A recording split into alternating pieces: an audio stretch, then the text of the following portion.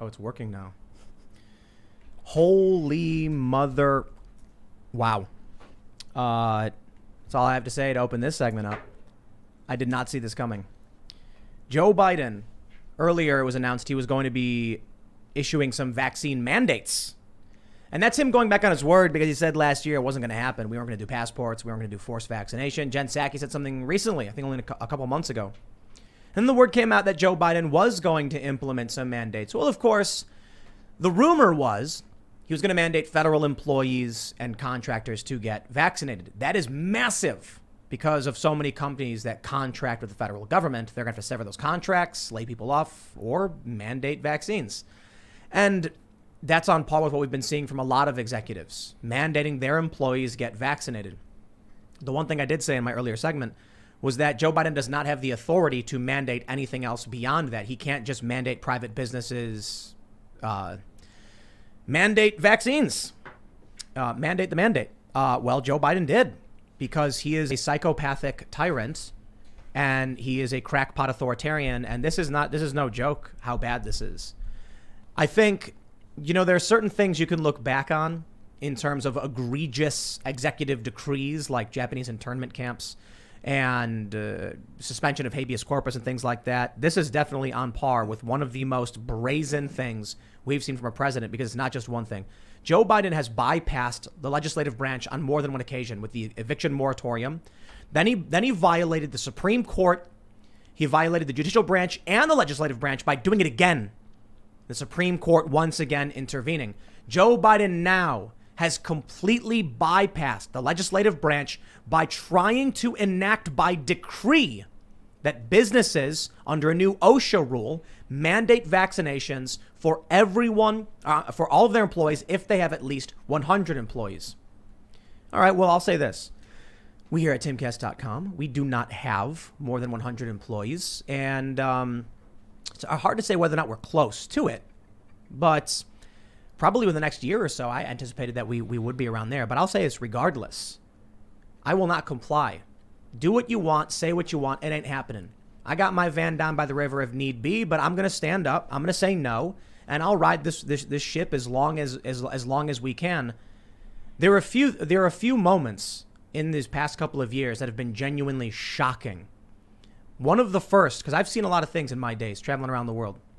One of the most shocking things I saw, I remember in the basement, back in March, Donald Trump making a statement about restricting travel to Europe, or I can't remember exactly what was said. And I was like, wow, like this is serious. What's going on with this COVID stuff? What Joe Biden did today, I did not believe would happen. I did not expect. And it is one of the most despotic, psychotic, authoritarian things we've ever seen. It is a 1,000 orders of magnitude worse than anything Trump ever did. We'll see if this stands up to scrutiny. But considering that Joe Biden's already bypassed the judicial branch and the legislative branch on more than one occasion, it seems likely he's going to try and make this stick. Will it? Maybe not. So maybe this is just Joe Biden sabotaging any chance the Democrats are going to have in 2022 and 2024. Because I tell you this, you go to rural people in swing states and tell them we will say no to this and we will end it, and they're going to vote for you without question. They don't care what your policies are. You can tell them that with all the taxpayer dollars, we're going to build a moon base made of cheese to harvest moon cheese. And they're going to be like, and you're going to shut down this mandate stuff? I'll vote for you. Let's get into all this stuff. Let's stop me from ranting. It's that dark. Joining us today is Joey Salads. Thank you for having me. Pull your mic down a little bit. Just point it at your mouth. There you go. Yeah, just talking to it. Excellent. Right, yeah. You got me wanting some of that moon cheese now. What kind of cheese is that? You can't have my moon cheese, bro. It looked so good in that Wallace and Gromit skit. I know, right? What was there really a Wallace and Gromit skit about moon cheese? Yeah. There wasn't. I'm just saying, people are going to be like, this dude's lost the plot. We got anybody else. This is going to be a Republic. What? I'll tell you, if it's not a Republican sweep, we're doomed. And I don't even like the Republicans. And I don't even think the Republicans are going to do much. But I'm talking about the insurgent, But anyway, introduce yourself, Joey. Who are you? What are you doing? I'm Joey Salads. I go by Joey Saladino now. And, I've been doing YouTube for a pretty long time. I guess I partially retired from doing that. Now I'm mostly just chilling, handling business. And now I'm here. Right on, man. Yeah. Thanks for coming on. We got Ian. Thanks, Tim. Good to see you, Joe. Good to see you. Always good to see you in town, man. Well, let's get through these intros because I'm freaking out about this. I'm a little bit concerned about this, and I'm curious. Hopefully, we can come up with something positive in this. We'll see. Well, before we get started, head over to timcast.com. Become a member. There is going to be a members segment coming up around 11 or so p.m. after the show. We record a segment just for the members of the website. And as a member, you're helping to support our fierce and independent journalism. We actually have a report on the ground from New York protests, so definitely you don't want to miss that stuff. And as a member, you get an ad-free experience. But don't forget to like this video, subscribe to this channel, share this show with your friends. If there was anything to share, it is this story. You know, what's really funny is this is so serious. I'm even seeing Reddit kind of like, Reddit full of bots and apologists for authoritarianism are like, this one's kind of crazy because the president doesn't have the, anyway, share the video. Let's save it. Let's actually get into the news. Here it is from the Associated Press. Sweeping new vaccine mandates for 100 million Americans. The AP reports, in his most forceful pandemic actions and words, President Joe Biden on Thursday announced sweeping new federal vaccine requirements affecting as many as 100 million Americans in an all-out effort to increase COVID-19 vaccinations and curb the surging Delta variant. It's not just the new OSHA requirement. They say the expansive rules mandate that all employers with more than 100 workers require them to be vaccinated or test for the virus weekly, affecting about 80 million Americans. And the roughly 17 million workers at health facilities that receive federal Medicare and Medicaid will also have to be fully vaccinated. There's also going to be a requirement for all employees of the executive branch and contractors who do business with the federal government. But boy, if you watch this guy speak on TV, this was an iron fist moment. He said he's going to I'll paraphrase here, but just push through any Republican governor who tries to oppose his executive decree. We've got bread tube socialists, these crackpot authoritarian lunatics cheering for rule by decree. True colors shown. Mask slips off. How about that?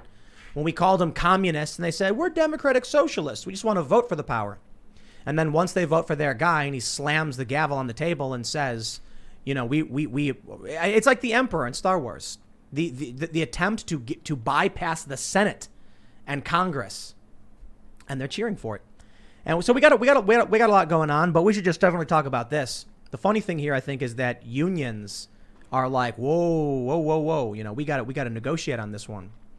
But I don't know, guys. Is it any surprise that? Actually, I think it is a surprise. But what are your thoughts on Joe Biden just going full fascist?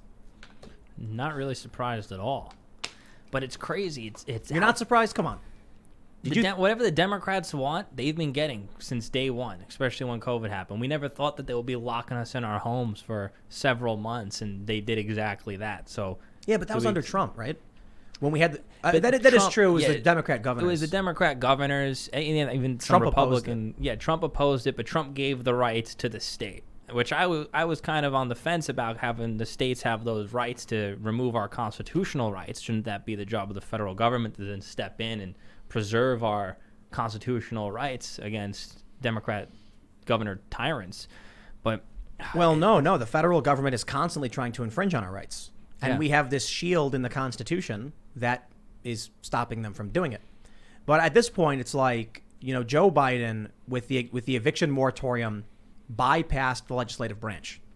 Supreme Court said, hey, you can't do this, and he went, I'll do it anyway, thus bypassing the Supreme Court and Congress, which is just basically the executive has gone nuts with power and he should be impeached immediately. The problem is, we're supposed to have this mechanism in place to remove despots and tyrants, impeachment. They try to impeach Trump over nothing. It's like he made a phone call and they're like, get rid of him. It's insane.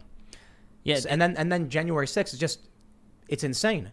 And now you actually have an off the rails, insane, demented psychopath, and you can't impeach him because the Democrats won't do it because they like it. They like the power. They want it. They support it. Even if they do impeach him, it's not going to do any good because then you just got Kamala Harris, and it's probably the same exact people. Then who do you get next? Pelosi? You impeach her too. And then you get Chuck Grassley. I would love to do. We got to kind of also be realistic. It's just not going to happen, especially with the Democrats in charge. I feel like there's a lot of Republican representatives out there who are pushing for impeachment. I think Taylor Greene probably filed at least 12 different impeachments since she took office 8 months ago. It's all just fan service at this point, all this impeachment stuff. And I forgot who said it. One of the Republicans said it. If you want to impeach Biden, focus on the midterms. So at the very least, focus on the midterms. I really want to hire 70 people just so that we could have 100 workers and I can, but we don't have that many people here. We have like 30 employees. Is there a loophole? Can you hire people as independent contractors? I don't know if that would count. But I can just hire 100 hourly workers to, mow the lawn with scissors. Could do that. You can hire 100 people that work from home in 100 different areas of the world, and they're going to be like, that's more of a threat of people who need to be vaccinated than 30 people in a room together. This idiocy, these blanket decisions about numbers, and people aren't robots. This is one of the biggest responses that I'm seeing from a lot of people. It's like, wait a minute, we've got work from home, we've got COVID mandates, people are already working remote, and now in your own home they're mandating you be vaccinated. That makes no sense. That's really off the. That's really. It's nothing about safety. It's nothing about actually keeping you safe. It's all about they just want to remove any unvaccinated person from being able to function in society, to force you to get the vaccine as much as possible without them actually coming to your house and jabbing you. I got to be honest. I think the actual goal here is just to cause the U.S. system, the U.S. government, to collapse completely. It was happening anyway. The printing of money was destroying our economy, and this is basically I don't know if it's a mask to do it, but whatever. It's just another reason. It's outside of the money thing. What I'm talking about is we are seeing unprecedented strain on states, on the federal government, on localities. We are seeing shootouts, in the Pacific Northwest, conflict in the streets, and there's no way something this fascistic could pass muster. It's going to get. I mean, they're going to get sued to oblivion. Every Republican state's going to file a suit. Republican states are going to start telling all of the companies within their states, ignore this. They can't do it. And then they're going to say we will not comply with the federal government. So what are you going to do about it? This never could work. This idea would never happen. There's no way West Virginia is going to be like, well, I don't know, Biden said it. There's no way Texas is going to be like, unfortunately, we're beholden to Biden. Do you think Ron DeSantis? So what's the outcome of this? All it did is it's going to force red states to make declarations against the federal government in some capacity, whether it be sovereignty, and we've seen that in the past, or sanctuary decrees or whatever. It is just destroying the bonds that keep this country together. I worry that the federal government, the way they're going to probably try to enforce this over businesses, are they going to start freezing people's bank accounts, removing the money from their account? And I am not like the biggest crypto guy or I'm trying to promote crypto onto people, but I do feel like if eventually society starts pushing to this world of more, crypto, having crypto wallets, a crypto bank account, stuff that's decentralized, off the grid, if you have a bank account with Citibank or whatever bank, the government could just step in, and they done it to me when I forgot to pay certain taxes, and they just take money out, freeze the account. Yep. Done. Like, okay. And they're going to start doing it. We're going to see that happen with companies that are unvaccinated. They're going to just take your money and take it out. $14,000 fine per violation. Yeah. And one of the things we've always seen throughout history is typically when there's a big revolution that's brewing or a civil resistance brewing, it's usually currency starts to split. It usually, we've seen it throughout American history too. I believe some states had their own currencies at some points. And I mean, I'm not trying to push crypto on people, but I feel like cryptocurrency is kind of that push to the new currency where, let's just say Florida does secede from the union. If you're on the US dollar, the federal government can just screw with Florida beyond belief. But if it's all in Bitcoin, they can't take it. This is why they hate Bitcoin. It's an escape. Yeah. It's a way out of their system. $14,000 per violation for it. It's the OSHA rule. If they say you have to get vaccinated or a weekly test. I think it's really funny. Because I tweeted, I will not comply. And the response from everybody was, you don't even have 100 employees, you're exempt. And I'm like, yo, I'm saying in general, dude, they're going insane with this stuff. We'll have 100 employees by this time next year, or maybe we won't. Maybe all that happens now is companies start saying, instead of just hiring everybody under one company, we make a new company that does a different job. Oh, you got a media production company? well, your graphic design should just be under a new company called Magic Graphic Design, and you contract them. Yeah, and all of a sudden, you've breaking your company. According to up. this rule, you can have 1,000 people in the same building with 10,000 companies, or 1,000 companies, and that's way safer than having 100 people spread across the world under one company. There would at some point be the IRS being like, hey, this is kind of messed up. You can't do that. If there were 1,000 people, each owned their own company, all working together in one room, that's a lot more viral load than 100 employees in one company across the world working from home. This is the thing: is what you just said. What you would do in a month or 2 months from now, if you did end up doing that, if that was the thing people said, they'll just rewrite the bill, rewrite the law. So if you as an individual are paying people, or you as an individual own several companies that amass the, they can't do that. They'll do it. It's the Democrats. They definitely wouldn't do that, because that would destroy all of their big donors. So when they're saying vaccine mandate, you think Pepsi cares? But going in and then saying we're now going to start administering businesses based on the individual involved, they'd be like, whoa, we got shell company after shell company, something in Panama, something in Bahamas. Nah, none of that.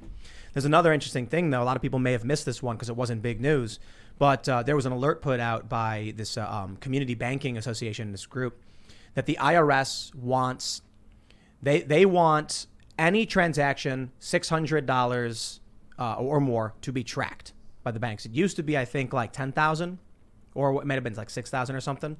600 now. Any deposit, not withdrawals, just deposits? Anything. Wow. Anything. Anytime you pull money out? Anything. That's nuts. Anytime you check your account? I said over $600. Oh, okay. Anytime money gets moved. Yes, over $600. They want to be able to track If you it. move it from a savings account to your own checking account? Yes. Wow. That's an account transfer. Wow. Yep. I don't think people realize how bad it's about to get. And I think we're not long for YouTube. I think, that time is coming. I think a lot of big channels are look, the faster they implement these things, the faster they implement these things. I mean, look, it was December when Joe Biden said no mandatory vaccinations. It was July, I think, when Psaki said we don't think the vaccine should be mandatory. Now look where we're at. Now we have Delta version, which is less deadly but more transmissible from what I've learned, the Delta version. We have Lambda, Epsilon, and Mu. And he's doing a vaccine. This is a vaccine mandate for the Delta variant, according to this article. But firstly, from what I know, no vaccines are made for the Delta variant that are out yet. It's the not EU. even about. It's not about safety. Like I get what you're saying. You're right. You're probably right about almost everything that you're saying about people in a building, vaccines for that. It's not even. None of that even matters. It's not even about that when it comes to what these Democrat lawmakers what they're mandating and deciding. It has nothing to do with the basis in science at all. No, we're so far beyond acting like what the Democrats, the government, and the neocons, the Republican establishment. We're so far beyond them acting in accordance to norms and laws and what we expect. They are just operating with impunity. That's it. Now, to be fair, the Republican establishment is basically just a pressure release valve for Americans. So when a bunch of Americans are getting fed up and angry with this, they'll be like, I'm going to vote Republican. And the Republicans will be like, we're going to push back on this. And then Lindsey Graham will walk over and high-five Kamala. Congratulations. Welcome to the country with the Uniparty. Another thing I don't like to see, and it's coming from Greg Abbott, DeSantis, and a lot of, I'll call, emotional conservatives on the internet. And they're seeing what the left is doing, the Democrats are doing. They're mandating vaccines. They're using the arm of the federal government or their state governments to demand everybody get a vaccine. But then I'm watching the inverse happen as a reaction to that, and we're seeing a lot of conservatives saying, let's mandate no vaccine. Like, businesses can't mandate vaccines at all. And I'm watching this inverse of, fascism occurring, where it's like two sides of this fascist coin going on, and they're both being cheered by their own side. And I think that's could be something incredibly dangerous. Counterdependence. I disagree. When the Republicans say you as a business can't mandate vaccines, I think that's a broad, non-discriminatory policy. We have tons of policies affecting businesses about who they can't discriminate against. So yeah, but that's quite simple. That's the thing is, if you're, for instance, in Texas, in Austin, Texas, there were 2 restaurants that were requiring their customers to have vaccines. And I guess they were operating fine. The government of Texas came in and said, we're going to pull your liquor license if you keep requiring this. Right. So I'm assuming they probably stopped requiring it. Now they're going to do all the lawsuits. That was 2 restaurants in an entire state or city that had no type of vaccine mandate. And I'm watching. But the businesses did. The businesses did. And it was right of the government to shut down them discriminating. And the against government was shutting it down, I guess, for discrimination. Good. But where I come in saying is I believe that should be up to the free market to decide if a business that requires vaccine should be able to survive or not.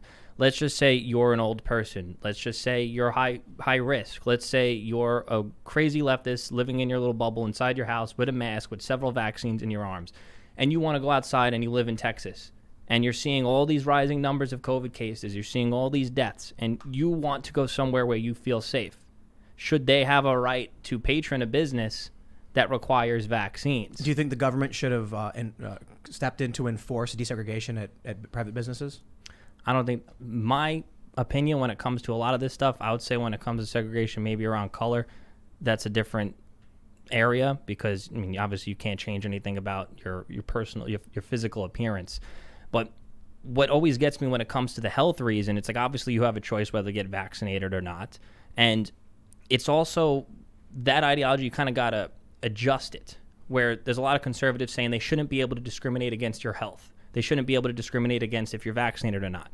But then at the same time, if you use, I don't like to straw man, but I think it's important to hold that belief constant in a bunch of different situations. Say someone was showing up to your restaurant and they had visible leprosy, their skin peeling off the bone, and they're trying to get in. You can't discriminate against me because of my health.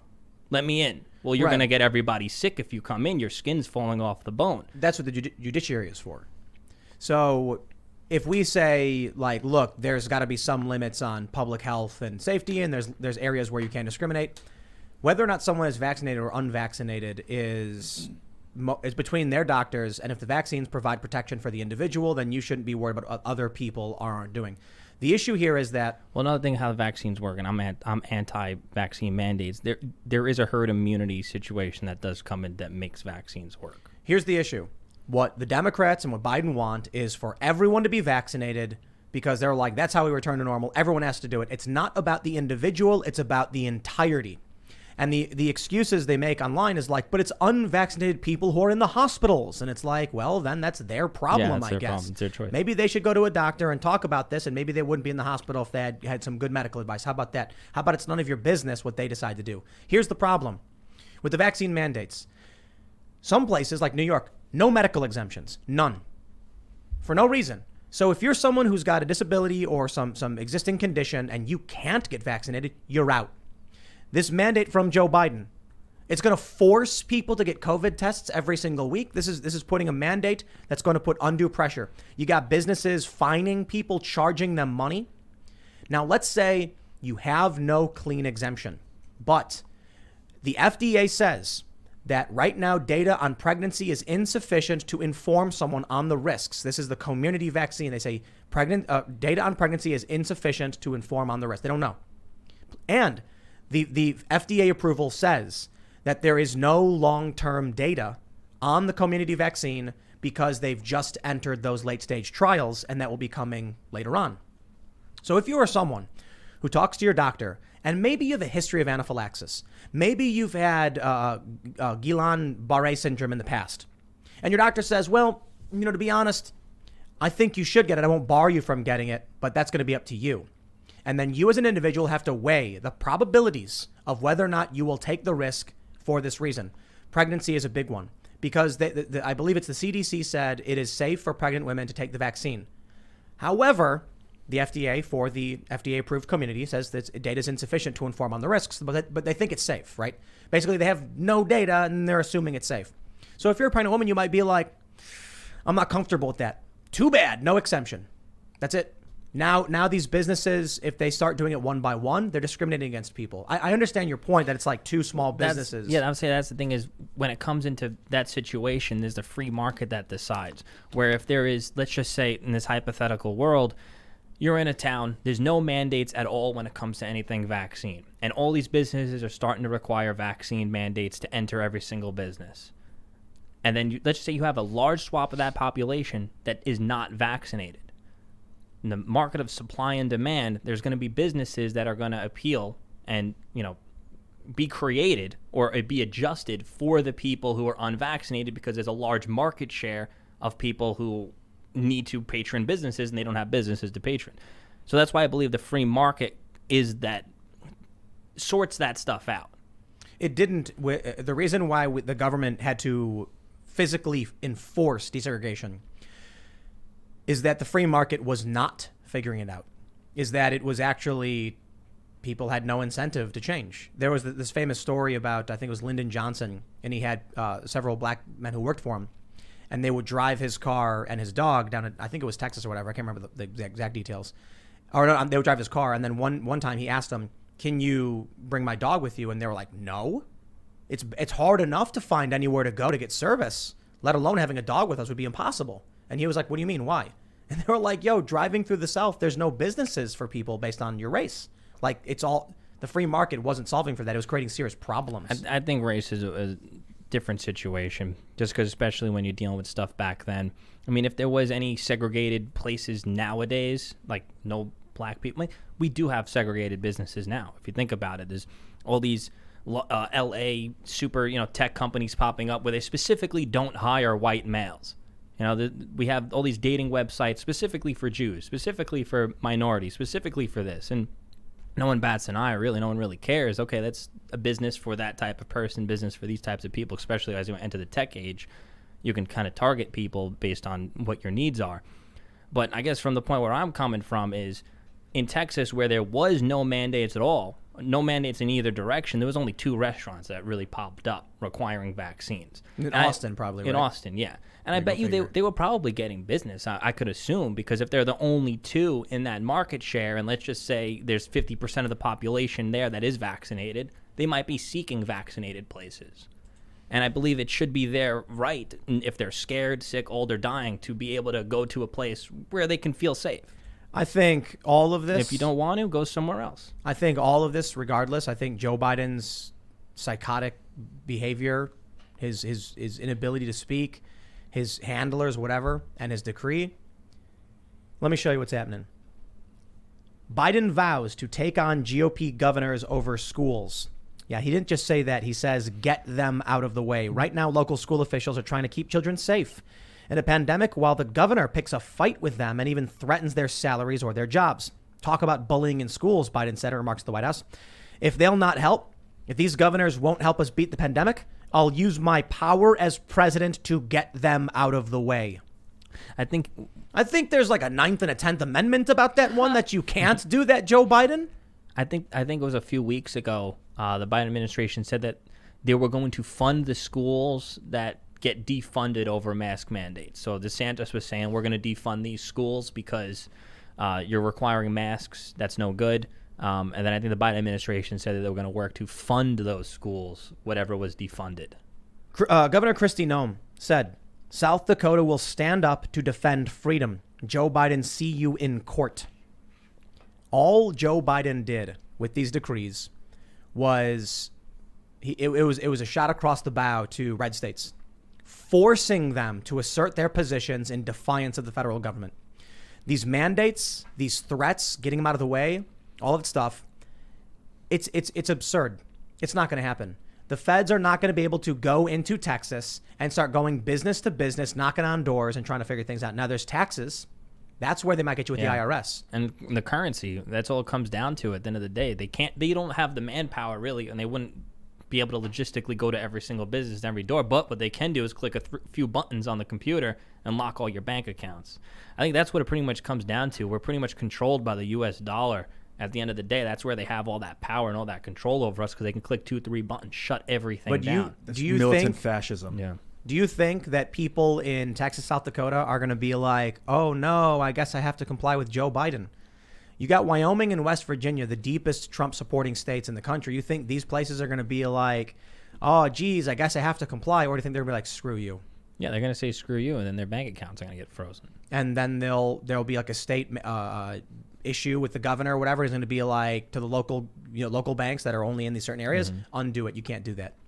Yeah, Governors will intervene. And then the federal government will probably try to hit those banks and shut those local banks down. You know what I mean? Like, there's always that, like, who's got the bigger, hammer when it comes to that situation? Who's got more control over the powers of control? The businesses will switch to crypto. Yeah, Florida that's will what spin they up have their to. own crypto, and then the federal government will make that crypto illegal, probably a felony, and then they'll withhold tax money to the state, and then you might see other states join in, and you could see maybe not civil war, but intense civil conflict. Dude, we're in a civil Yeah. war. Political conflict. No. We're in a civil war. You got to define war, but I mean fifth generational. It seems like Right. this is a fifth generational civil war. This Absolutely. is a Yeah. mental Fourth civil and war. fifth. Are you familiar with fourth and fifth generational warfare? I guess explain it to me. I'm familiar, but We'll start with. I assume first generational warfare is like two people punching each other in the face and like charging at each other. But in order to gain control of resources or influence over a city or a region or other group of people, you can't convince them. It goes into kinetic conflict, right? Physical confrontation. There's been multiple generations. There's been espionage. There's been cyber warfare. We are moving into the era now beyond all that, which is fourth and fifth generational warfare. Fourth generational warfare is when it's not necessarily nation states anymore. It's people flying different banners within states and between states, insurgent groups like the Taliban, groups like Al-Qaeda, and groups like Antifa. Fifth generational warfare is more in winning control of resources by controlling people's minds through propaganda and information. So in that regard, no doubt, the culture war, they call it, right? It's been called a cold civil war over and over again. The problem I have with that phrase cold is that, I don't know, there was a dude in Portland who took 2 bullets to the chest by a guy who was stalking him and had a communist tattoo on his neck. Seems hot. Yeah, you've got... Well, it's limited. Those are the you'll see limited pockets of violence, and like even the Civil War. I mean, there was Korea, or not the Civil War, rather the Cold War with Russia. We had Korea, which was like a Russian-American conflict, but in the proxy of a guy getting sort hit of, on the street, but that's like communist factions supported by a larger state versus free enterprise factions supported by another state. That wasn't the U.S. engaging in direct conflict. Yeah, indirect. That's why they call it the Cold War. It was a war, but it was proxy.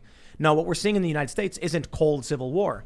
When you have people fighting in the streets, and there was a shootout last weekend, and there was a shootout the weekend before that, and like, how about 100 days of violent rioting in Portland with fire bombs? And then when Donald Trump is like, we're going to send some feds together, they're like, fascist. Like, dude, you're firebombing buildings. And then you had the Oregon governor, I think it was the AG, sue the federal government over their attempts to enforce the law. Now you get the Democrats in the federal government. They're going nuts. And now it's the so here's what I said. When the blue state was suing, Donald Trump, the federal government, over trying to enforce the law and stop the fire bombings, the riots, I was like, this is it. People live in, they view history through condensed lenses, where you open a book and you read about the Civil War and it's like, on this day this happened, on this day this happened, on this day this happened, and you're like, wow, and you're reading it all really fast, not realizing for the people living it, it was years. I think 5 years. The Revolutionary War was 20 years. There were people who were born after the first conflict in the American Revolution and rebel sentiment, and then fought in the war for 2 years. They were born into it. This stuff went on for a really, really, really long time. I also feel like the transfer of information back then definitely took a lot longer than nowadays. Right, and that's why it's accelerated now. I mean, you wanted to draft a letter. Takes a month to have these meetings where they finally agree on the letter. Then it takes 3 months to get to the crown. Then the king finally gets a chance to go through the letter, reads it, crafts a response with his advisors, and goes to Parliament. Takes a month. 3 months later, it comes back to the states, and then doesn't even go to every single state. Yeah. So that could have taken a year just to have one message. Now it's all different. But here's what happens. Oregon sues the federal government. I said, this is it. I mean, the state is rejecting federal authority to enforce the law on federal property in their state. This is where it begins. Now, Joe Biden is trying to enforce federal decree on red states, and they're going to be doing the same things. I love it when people are like, I was talking to Russell Brand. I did the Russell Brand podcast recently, and he brought up, he's like, you've talked quite a bit about civil war in the past. And I was like, yeah, that's true. And I was like, there's a lot of things you need to understand about that. For one, I was right. Okay. And we just had a shootout last weekend and the weekend before that. And you might say, oh, but those are just shootouts. When did we have shootouts 5 years ago? It wasn't happening. But let's break this down. I was like, we had numerous articles from The Atlantic and all these other smart people about the possibility of a civil war escalating in the United States, especially with Donald Trump getting elected. You then had a Princeton professor saying, I think this was in 2016, we are in a cold civil war. This was a long time ago. And that sentiment emerges, and then we see the battle for Berkeley, the base stick man, old women getting explosives thrown at them. I was watching this stuff happen on the ground in San Jose and Berkeley at these Trump rallies. And then I was like, yo, people have lost their minds. You don't see a de-escalation when people want to tit for tat. So I was like, I think we're going to see a civil war. And it's not always like when you saw those people assault Larry Elder, those are obviously like LA crackheads that are just radical crackheads just roaming the streets, probably don't even live but anywhere. they have access to political information. They're being indoctrinated. Yes. What I'm saying is at that Berkeley one, I think you were there and I was there at the same time. I noticed an older crowd who looked normal. They looked like they could have been teachers. Waving little Trump flags. No, not that. They were picking up rocks. They were on the Antifa side. They were picking up rocks and throwing them at Trump supporters. And I saw them there, and I was undercover because I wanted to, capture what was going on. I told them, like, hey, guys, I'm like, you might want to get out of here. This is, like, nasty because they would just look like regular people that just probably walked down the wrong street and recording it. And then I looked back at the tape, and they were picking up rocks and throwing it at the Trump supporters. So I was surprised. Where did we end up, right? To have people come to me and I love these bread tubers and leftists being like, haha, Tim Pool thinks civil war. And I'm like, well, since those predictions, which I've continued to make, we had January 6th, where about 1,000 people stormed into the Capitol building. Well, I should say a large number of them stormed to the front gates. And were a escorted lot of people were escorted in by cops opening the door, but they did disrupt the Electoral College vote count. Now, a lot of Trump supporters think that it was effectively a setup in that police were standing down, that Pelosi didn't get, National Guard in there. Regardless, people fought with cops to get into the Capitol building. Mm-hmm. They had no real plan. That's what the FBI report says, but they did shut down the Electoral College vote. I'm not here to overplay this and call it an insurrection. I'm saying, that's unprecedented. And what did we see around the same time? We had, I think it was 48 states involved in a lawsuit over how the election was handled. And I'm sitting here like, I've been telling you, people shooting each other in the streets, a dude being killed, then Trump having feds hunt down the guy who did it and kill him. Like, we are dangerously close to this stuff falling apart. Yeah. John Podesta, as reported by the Boston Globe, said that if Trump wins in 2020, the West Coast should secede from the Union. A new YouGov poll, data showing that in the United States, 5 different regions, 37.2% of the American population wants their region to secede from the Union. A lawsuit between 48 states contesting the election. And to this day, 80 million, or I think it's like 2/3 of Republicans distrusting the election results. Yeah. How are you going to come to tell me? We had people on this show. We wrapped up one show and one dude who came on was like, no, I think everything's going to go back to normal and everything's fine. And I was like, what part of people shooting each other, beating each other in the streets, massive lawsuits between states, quantum computing, neural net fusion, there's no that has normal, nothing to do with baby. what I'm talking about. Everything's changing. What part of the active conflict makes you think things will stop? Has Joe Biden come out and said, I want to be a good president to everyone in this country, and knowing that there are 80 million Americans who are skeptical and hesitant to vaccines, I want to have a conversation with you and work with you. That's why I'm going to be announcing, a new plan to work with Republican leaders and have discussions over protecting civil liberties. No, he doesn't do that. He says, what did he say?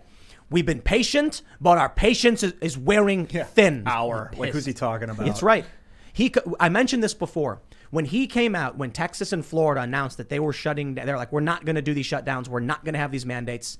He came out and said, we may need more restrictions. We may need more mask mandates. And that was an important point earlier this year. I said, who was he talking to? He wasn't talking to Texas. He wasn't talking to South Dakota. South Dakota never shut down. He wasn't talking to Florida. No, he was talking only to blue states. Joe Biden is the president who comes out on TV and says, us and we against you.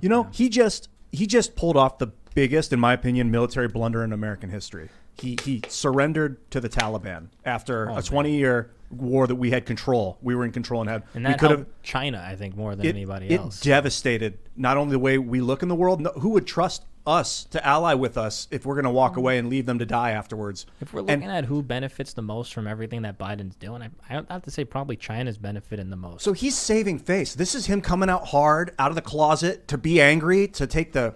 Immediately, I'm like, what is he talking about? Anything other than Afghanistan for right now? He wants to focus on how cool how strong he is. This is total power play. Another thing is, I agree. This policy doesn't fly. It's going to get sued into oblivion. He'll probably try and bypass the Supreme Court anyway. But boy, did it change the conversation yeah, I was with gonna Afghanistan. say, we're talking about this instead of Afghanistan now. Yeah. Another thing is, like, I wonder, because I know you were saying that they kind of want the states to split in a way where, like, Florida is its own state. I wonder how that's going to go, because I know in New York City, I'll just use this as a smaller scale example. My hometown, Staten Island. It's technically part of New York City. It pays New York City taxes, pays New York state taxes. But everyone in Staten Island, for the most part, it's the only Republican borough out of the entirety of New York City. It's not anything like anything else in New York City geographically and the people. But they refuse to let Staten Island secede from New York City. They just refuse. I believe it's because they don't want a part of New York that's not adherent to the New York City tax code and just have everybody from New York City just living over there in Staten Island. Because what would happen is tons of businesses will just, okay, we're just going to go right over the bridge. We're gonna just move right over the bridge, and Manhattan would just lose tons of business. New York City tax, I think, is like 3.5% or something? 3.5%. And there's no reason for Staten Island to be paying that, because we're nothing like the rest of the city. It's just a completely different world. It might as well just be New Jersey at that point. Yeah. And I feel like that's going to be the same exact thing when it comes to Florida and Texas. If they want to secede, if Florida and Texas ever did get out of there, they're either going to have to, one, try to destroy the economy of those states as much as possible, so this way no one would ever want to live there, or they would have to force them to stay because they don't want it to become a beacon of freedom where 0% taxes, every business, just come here. You got no federal government breathing down your neck. You want to have your $1 trillion business here? You want to have your small business here? Yeah, just come here. No one's going to bother you. Just come here and do whatever you want. And check it out right now. There's a lot going on with these vaccine mandates. Truckers. If the truckers of the United States right now said, I'm good, strike, whole country shuts down. Everything shuts down. They have all the power.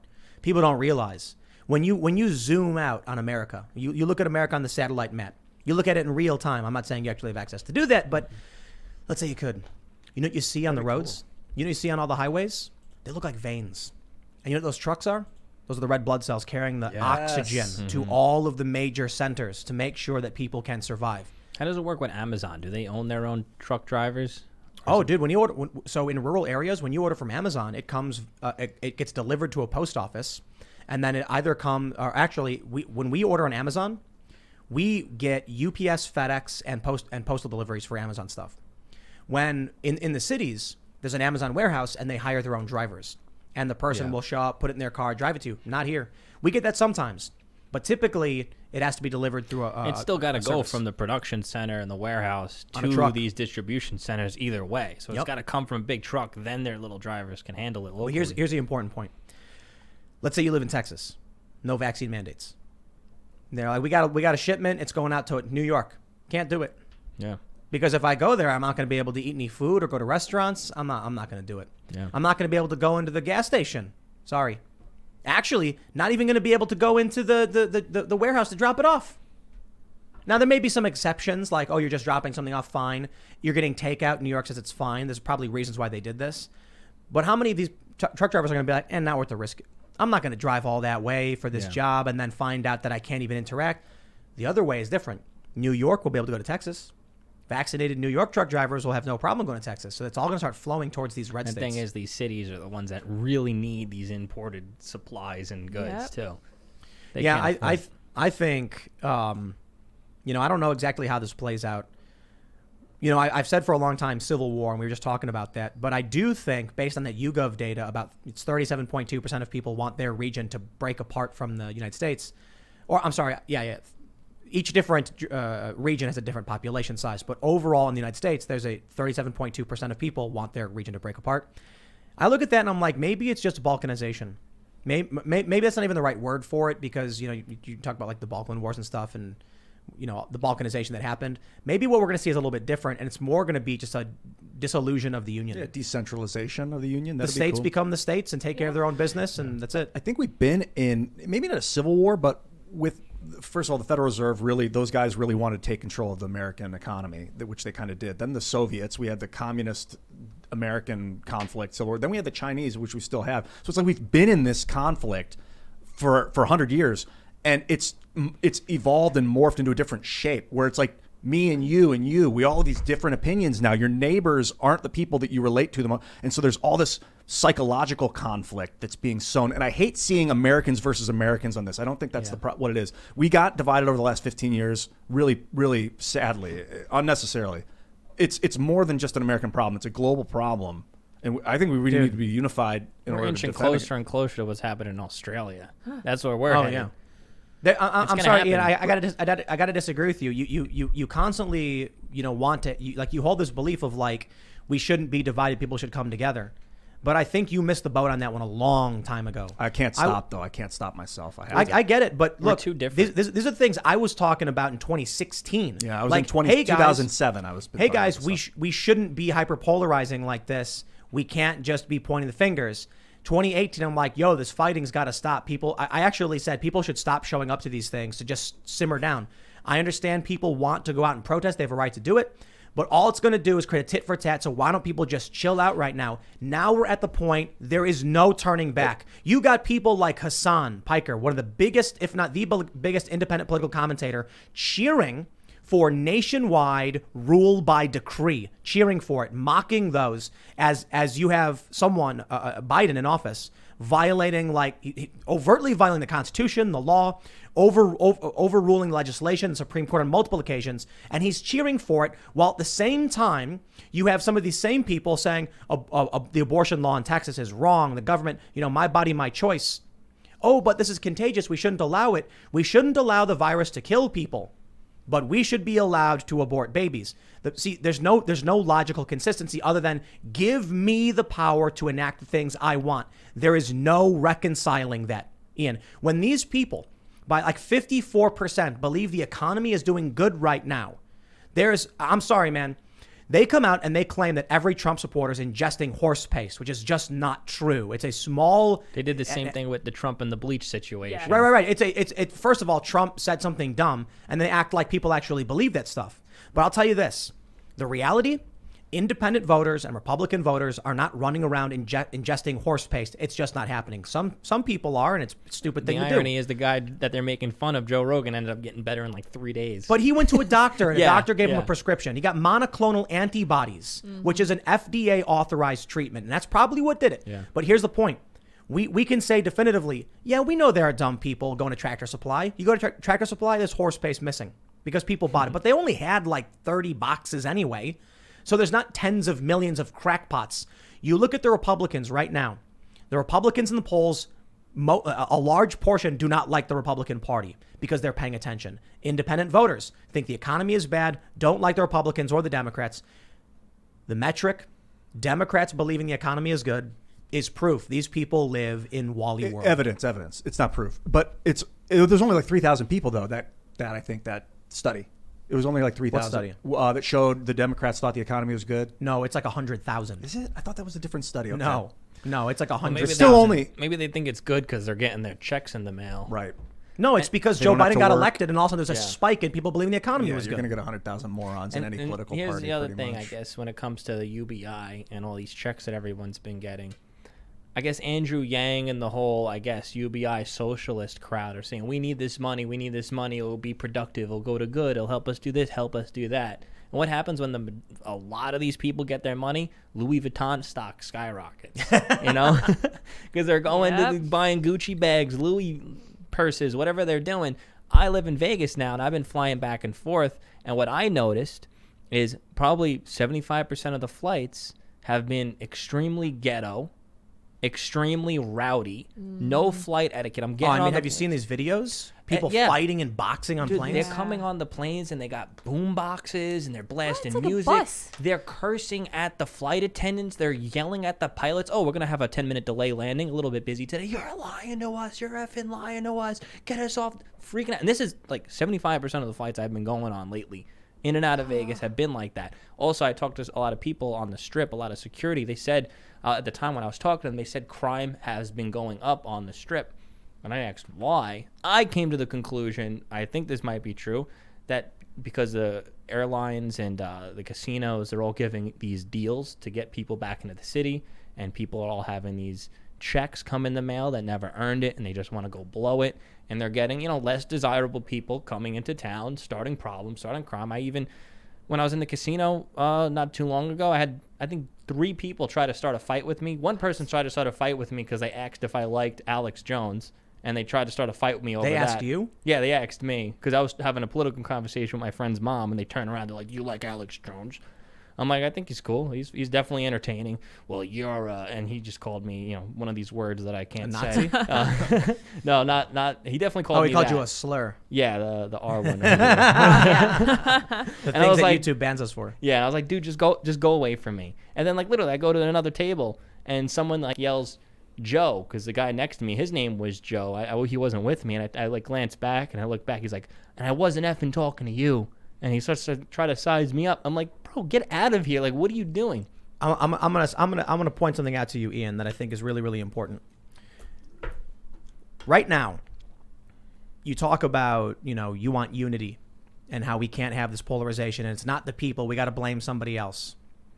You have high-profile, verified, influential personalities with millions of followers, who are cheering for the complete destruction of the American form of government.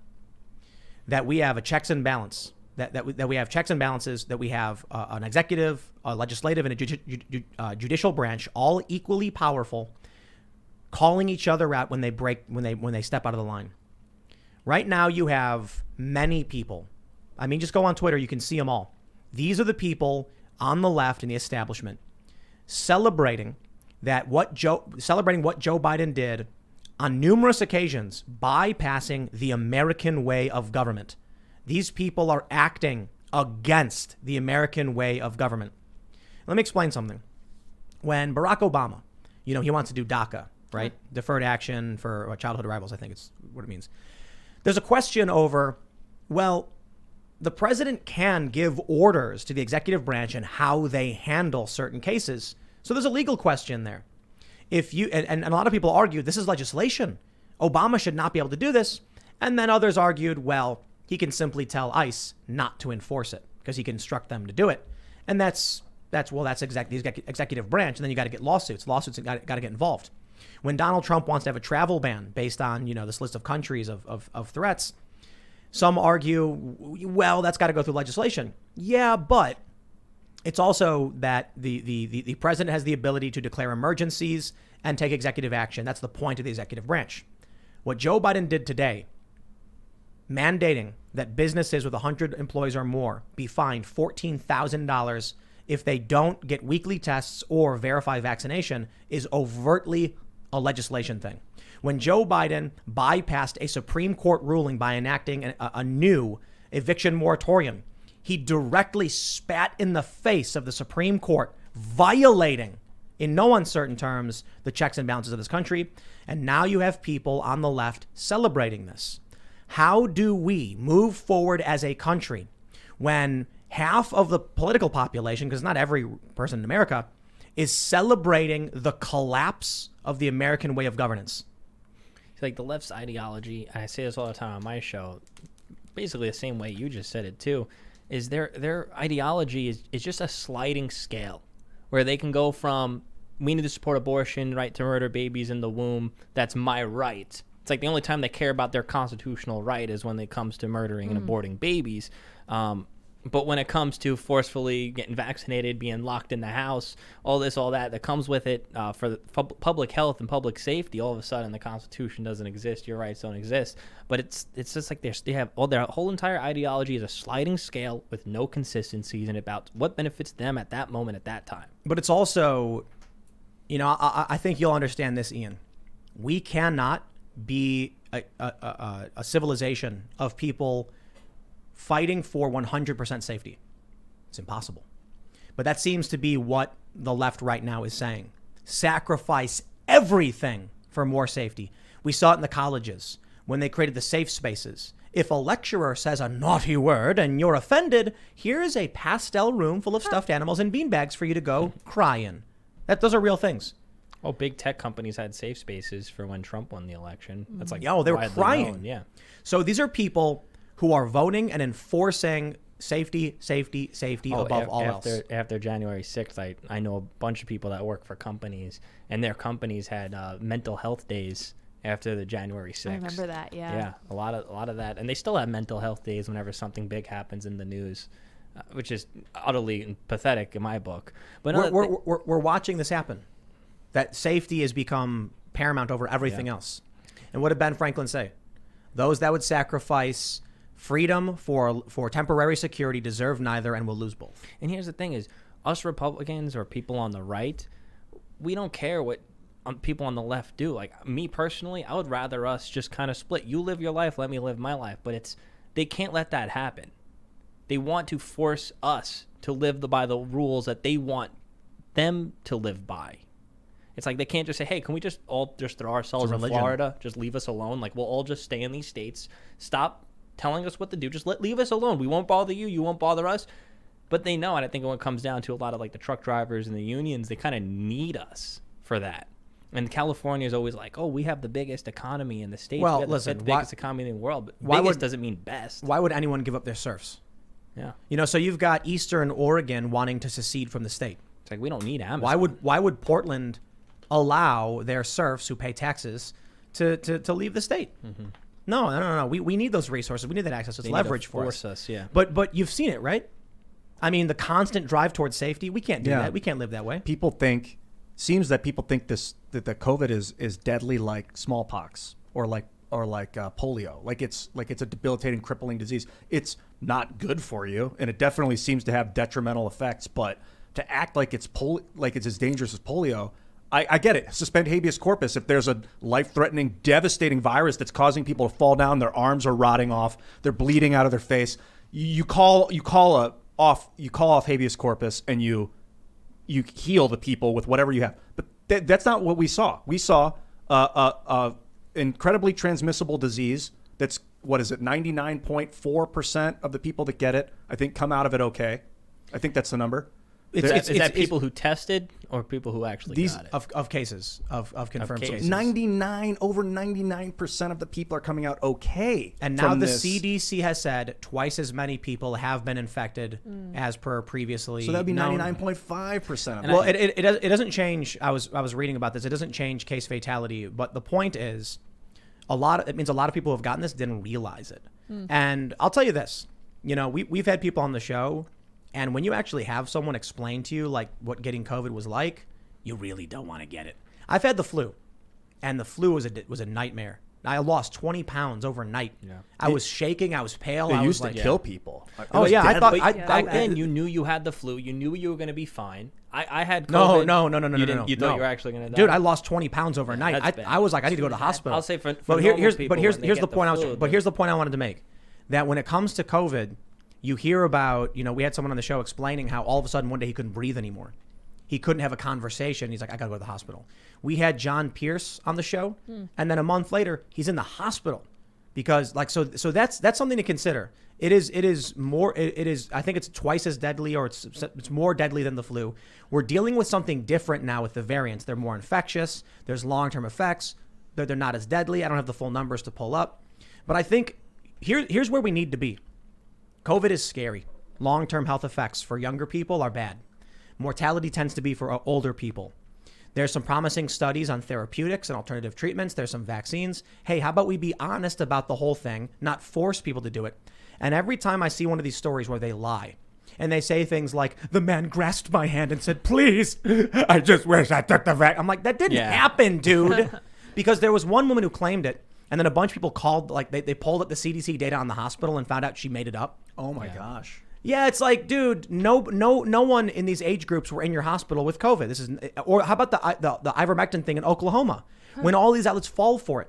This is why there are skeptics, because the media lies over and over again. Is the Oklahoma ivermectin thing where they said 70% of all the poison control calls were for people but then it turned out 2%. 70% of the 2% of the calls were for ivermectin. So like 1.6% of the calls. That's a great story. We have yet to go on that on this show. Did you talk about it on your? No. That's hilarious. I was gonna say another thing is like imagine if COVID was actually as bad as they're saying it or pretending it is or No, promoting no, no, that no, it no, no, no. is. Hold We on. wouldn't be having this conversation. We No, would no, all no, What I'm know saying what is, it if was. if the government, for the most part, stayed out of it, I feel like, and I'm just such a believer in the free markets and the people, and people making the right decisions based on the truth and based on the information. I feel like if there was an actual disease killing, let's say 5 to 10% of the people it touches, I feel like we would make personal Yes. changes It to would our be- own life. It would be But my hold life's on. goal to help people. Joey. Yeah, I mean, let me stay COVID? home. That actually seems bad. People my age Listen. are dying. I'm not going to go out. Listen. crusade COVID for it. is exactly as bad as they say it is. COVID is absolutely as bad as they've been saying it is. The problem is they're cowards who want to live in bubble wrap in a safe space instead of realizing that freedom comes with risks. So I'm the kind of guy who's like, hey, we decided to move out in the middle of nowhere. There are bears out here. And somebody recently was posting about how like there were bears outside their houses. We get messages flagged in our Facebook group. It's like, guys, there's a bear. Everyone, stay inside. Wild cats and stuff. Yeah, welcome to mountains. We choose to live in these areas. We have more freedom and greater risk. That's on us. The problem is when you get these people who see something like COVID and then say, shut her down, everyone, even you in the middle of nowhere. And he's- Hey, you work from home? Vaccine mandate. Yeah. And the thing is, like, if I died from COVID tomorrow, I don't want to be politicized as, oh, he was anti-vaccine, blah, blah, whatever. He only would have lived if he only took the vaccine. If I died from COVID tomorrow, end of the day, that's my choice.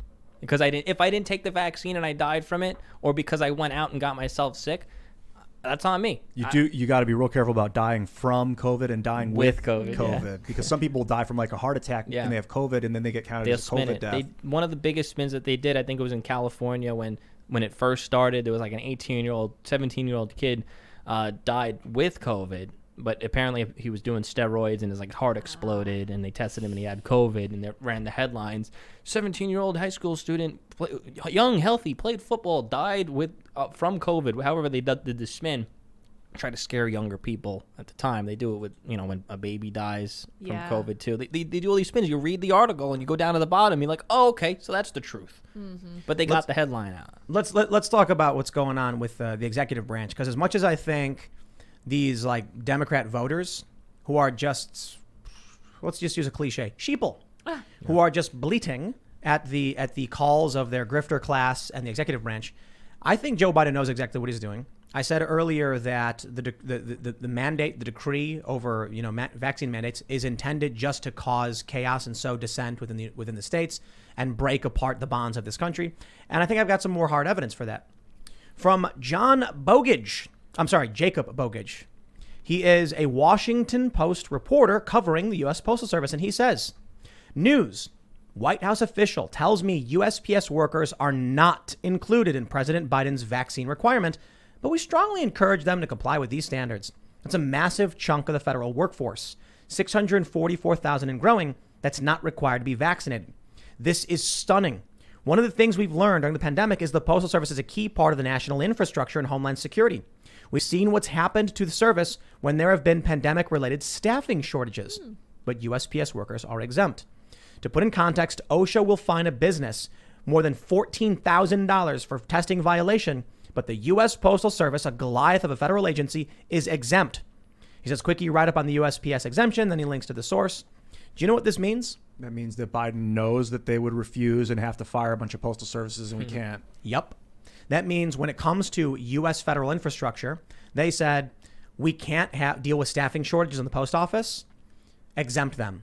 But that means Biden knows this mandate will result in massive resignations across the country. So it's intentional. Yeah, He, you're at the not very gonna least, even be he able to- knows what's going to happen from this, and he's shielding the federal government from it. The only thing I can see is that they want people to quit. They want the labor shortages. They want the staffing. They want the food shortages. They want the collapse of business. They know it is happening. They want freedom-loving people to not be able to properly contribute to the society anymore. They want to. It's the great I reset. think Wow. they might be stupid and afraid.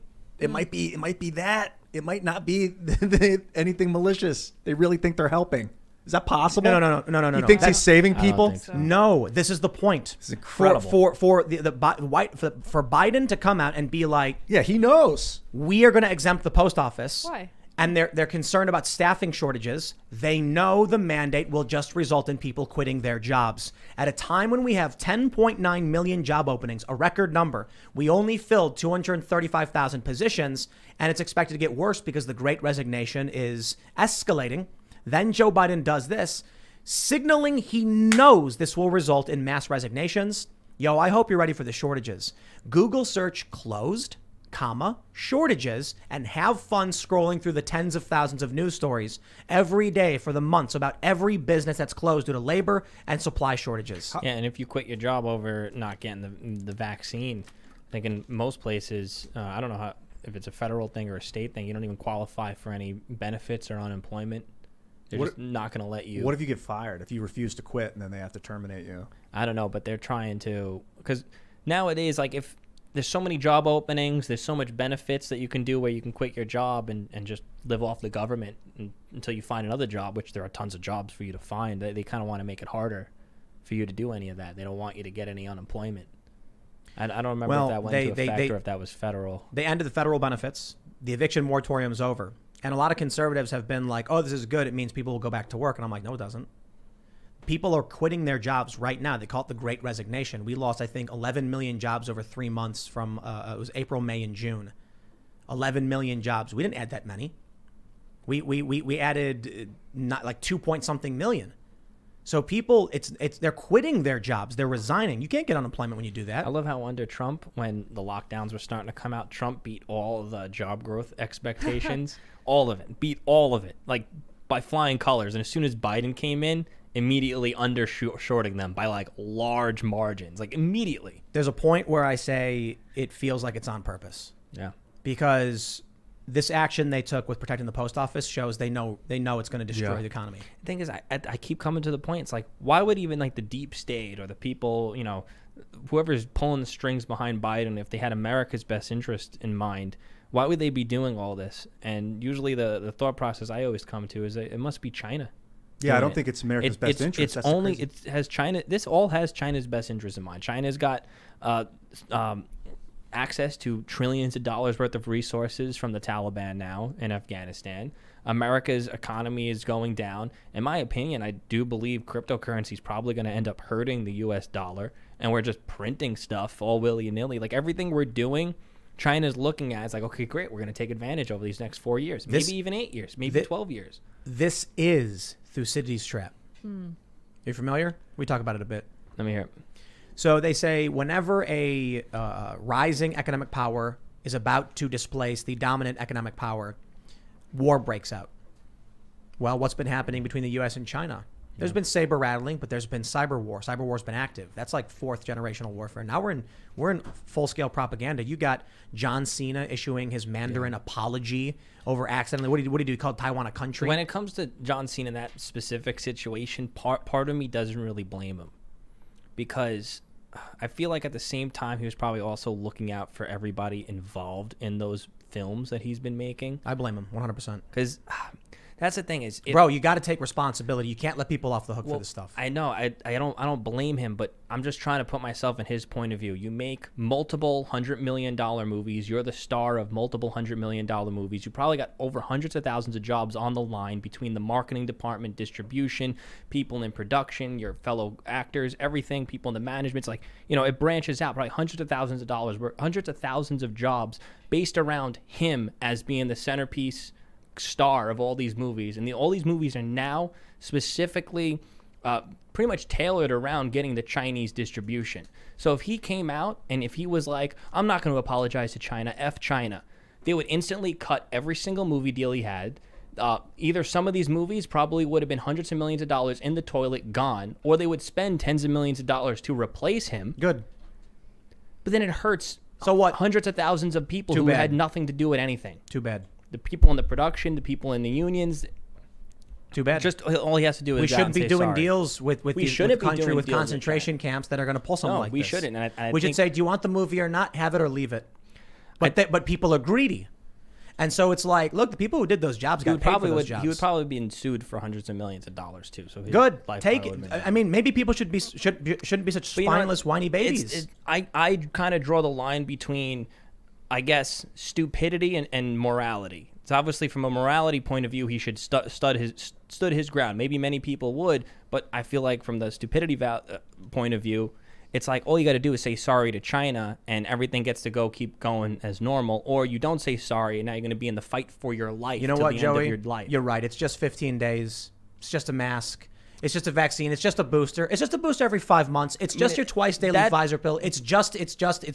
No, you put your foot down and you say, sorry, China, I'm apologizing for not apologizing. Okay? I'm saying sorry. I'm not going to apologize to you.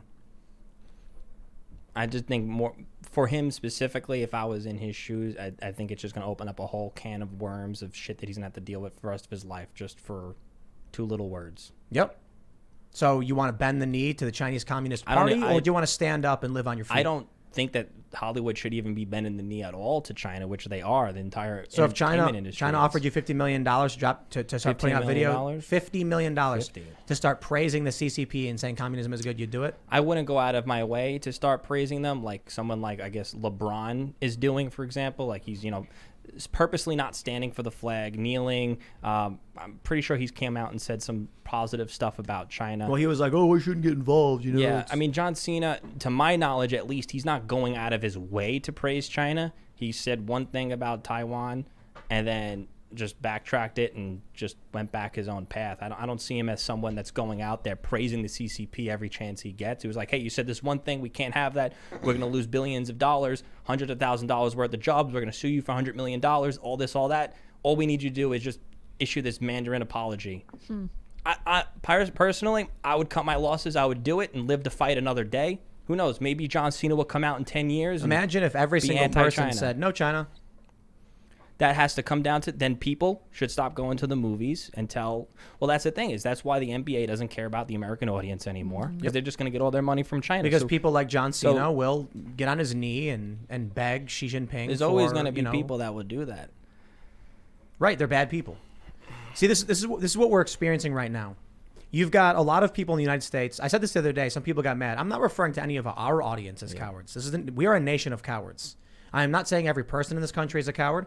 I'm not saying the history of this nation is built on cowardice. Quite the opposite. I'm saying our current generation is the good times making weak men. We have a disproportionate amount of cowards who won't speak up for themselves or their own families to save their own lives at their workplace. And now where are we? We'll see where things go after this. Maybe this is the point where Biden cranked the heat up on the boiling pot and the frogs are going to jump out. But I tell you, there's probably going to be a lot of people who still won't say anything, who still won't protest. And if you think it's bad right now, you're going to lose your job because of this overreach by Biden. This is one of the most extreme bits of overreach, acts of overreach we've seen in a long time. If you do not speak now, I don't know what you can expect to have a year from now. You're like, but I have kids. Yeah, well, I hope you like. That's what a lot of cops, why they're enforcing. Well, teach your kid Mandarin already. You know what I mean? Just start teaching them Mandarin while you're at it. That's what you're going to. I'm not even kidding. Yeah, no. If you refuse to speak up and defend your rights and stand up for your nation and the Constitution, my advice to you is to get, Rosetta Stone Mandarin right now. And I mean this 100% seriously. Have your kids learn it. Learn it anyway. I think Mandarin's great. If we could communicate with the Chinese, man, that's the step we need towards global peace. They're going to need it when China is the dominant economic power, putting pressure on the U.S. and straining us for resources, forcing us to adopt their cultural norms. We're going downhill from here. I was just thinking about unity, because you were saying, I don't think unification is necessarily the way. And I'm thinking, just bland unification isn't, Hitler unified Germany. He was all about, we must unify the fatherland, unify. By killing people. Yeah. So unity for the sake of unity is not a net positive always. What are we unifying behind? The Fediverse, a decentralized crypto-backed economy, a new political system where we can remove the representatives and have direct representation. I could see unifying behind a system, but like the Constitution, American original Constitution, they unified behind that. It wasn't unifying behind George Washington and his ideas. It was unifying behind a document. You know why the Constitution's amazing? It's the amendment process. The problem is the country has become so divided we can't amend it. I mean, we've had amendments in the past few decades, but at this point, we are really close to a convention of states, which would be fantastic. We need, I think, only a couple more states to be Republican. The problem is I don't think the Republicans are going to do anything. But we could do that.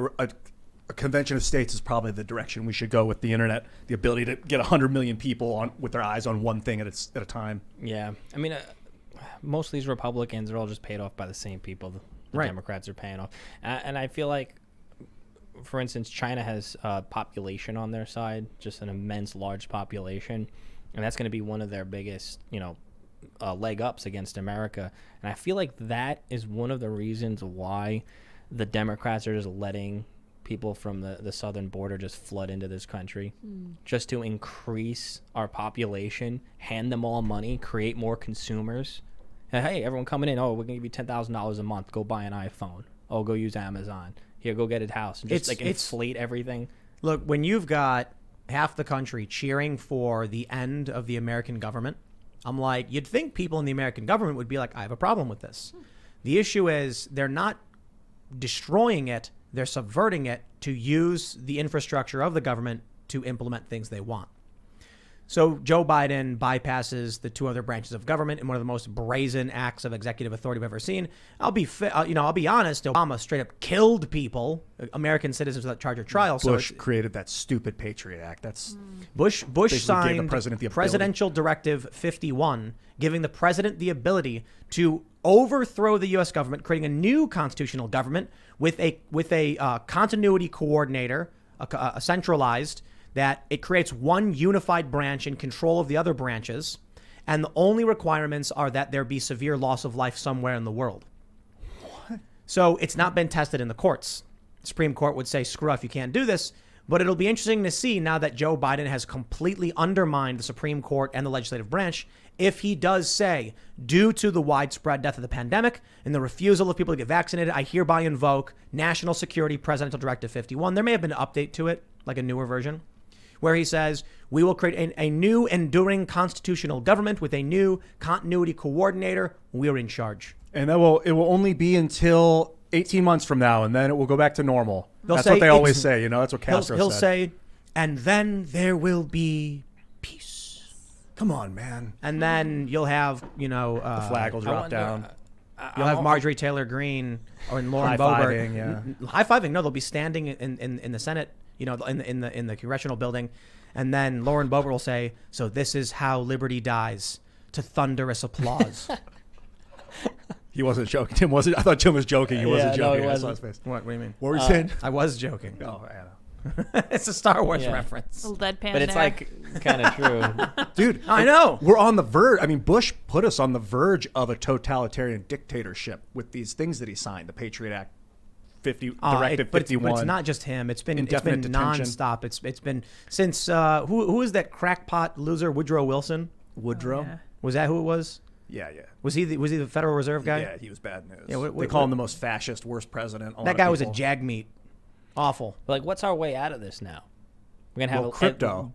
Crypto. That's I a big think. part of it. I made a whole podcast episode talking about how I believe crypto could be used to lead us into a freer nation. And I think it's going to take a generation for that to happen, because a younger generation like us, we understand it, we get it. It's not about Bitcoin, not about Ethereum. It's about the technology of being decentralized, kind of off the federal grid. And I believe the free market will have a lot of solutions to our current system. I mean, the reason why you're in the system now, you got to build credit. You got to have enough payments to get a loan, to buy a house, and you're all part of the centralized grid. And I feel like in the future, maybe 5-10 years from now, the decentralized system will be able to replace a lot of that credit and loan structure. I hear you, but part of you has to admit, how cool would it be if Biden showed up for a presidential address in a black robe with his hood over his face, and he's like, the attempt on my life has left me scarred and disfigured. Yes. Oh man, You should do that. If he runs public. I really want The that now. Republicans will be hunted down. Just kidding. If he did that, I would have so some cool. love Just for kidding. them. Yeah. No, I mean, Afterwards, if he'd he be like, seriously was okay. like, the United States will be reformed into the first planetary empire. Galactic Empire. Well, we're not galactic. Not quite. So. Yeah. I would be like, I really hate this, but it's so cool to see. Yeah, finally.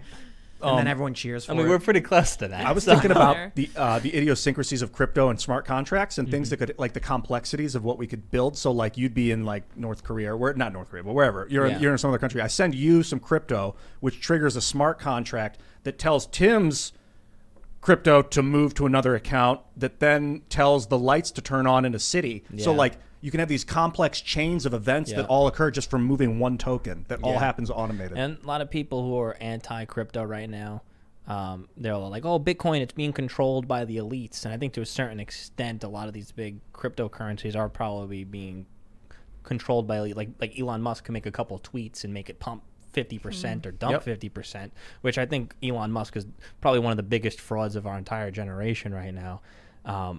He stopped doing that. You got to look at some of his projects. Like Elon Musk's entire business model is based off of getting gullible Democrats that want to believe in the future, and they just spend all your tax dollars. I mean, what do you mean? Elon. SpaceX is particularly successful. I mean, Tesla's not. I've been watching a lot of stuff online, like breaking down like his Hyperloop stuff. He's been through so many things, and it's kind of like he went to a Future of Tomorrow conference and just like picked up a bunch of ideas, and they would break down the ideas. Even his semi truck.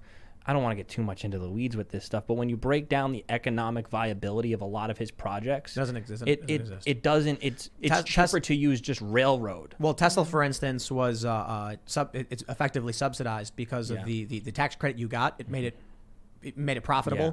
But now that that's gone, I guess it's not going to make sense to make the cars anymore.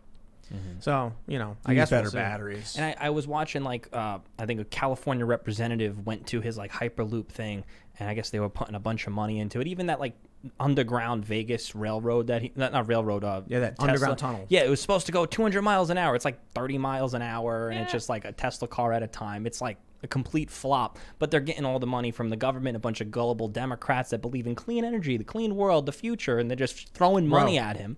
Starlink is one of the most important infrastructure projects of our generation. Apparently, that's another bust of his. Oh, why? It's working.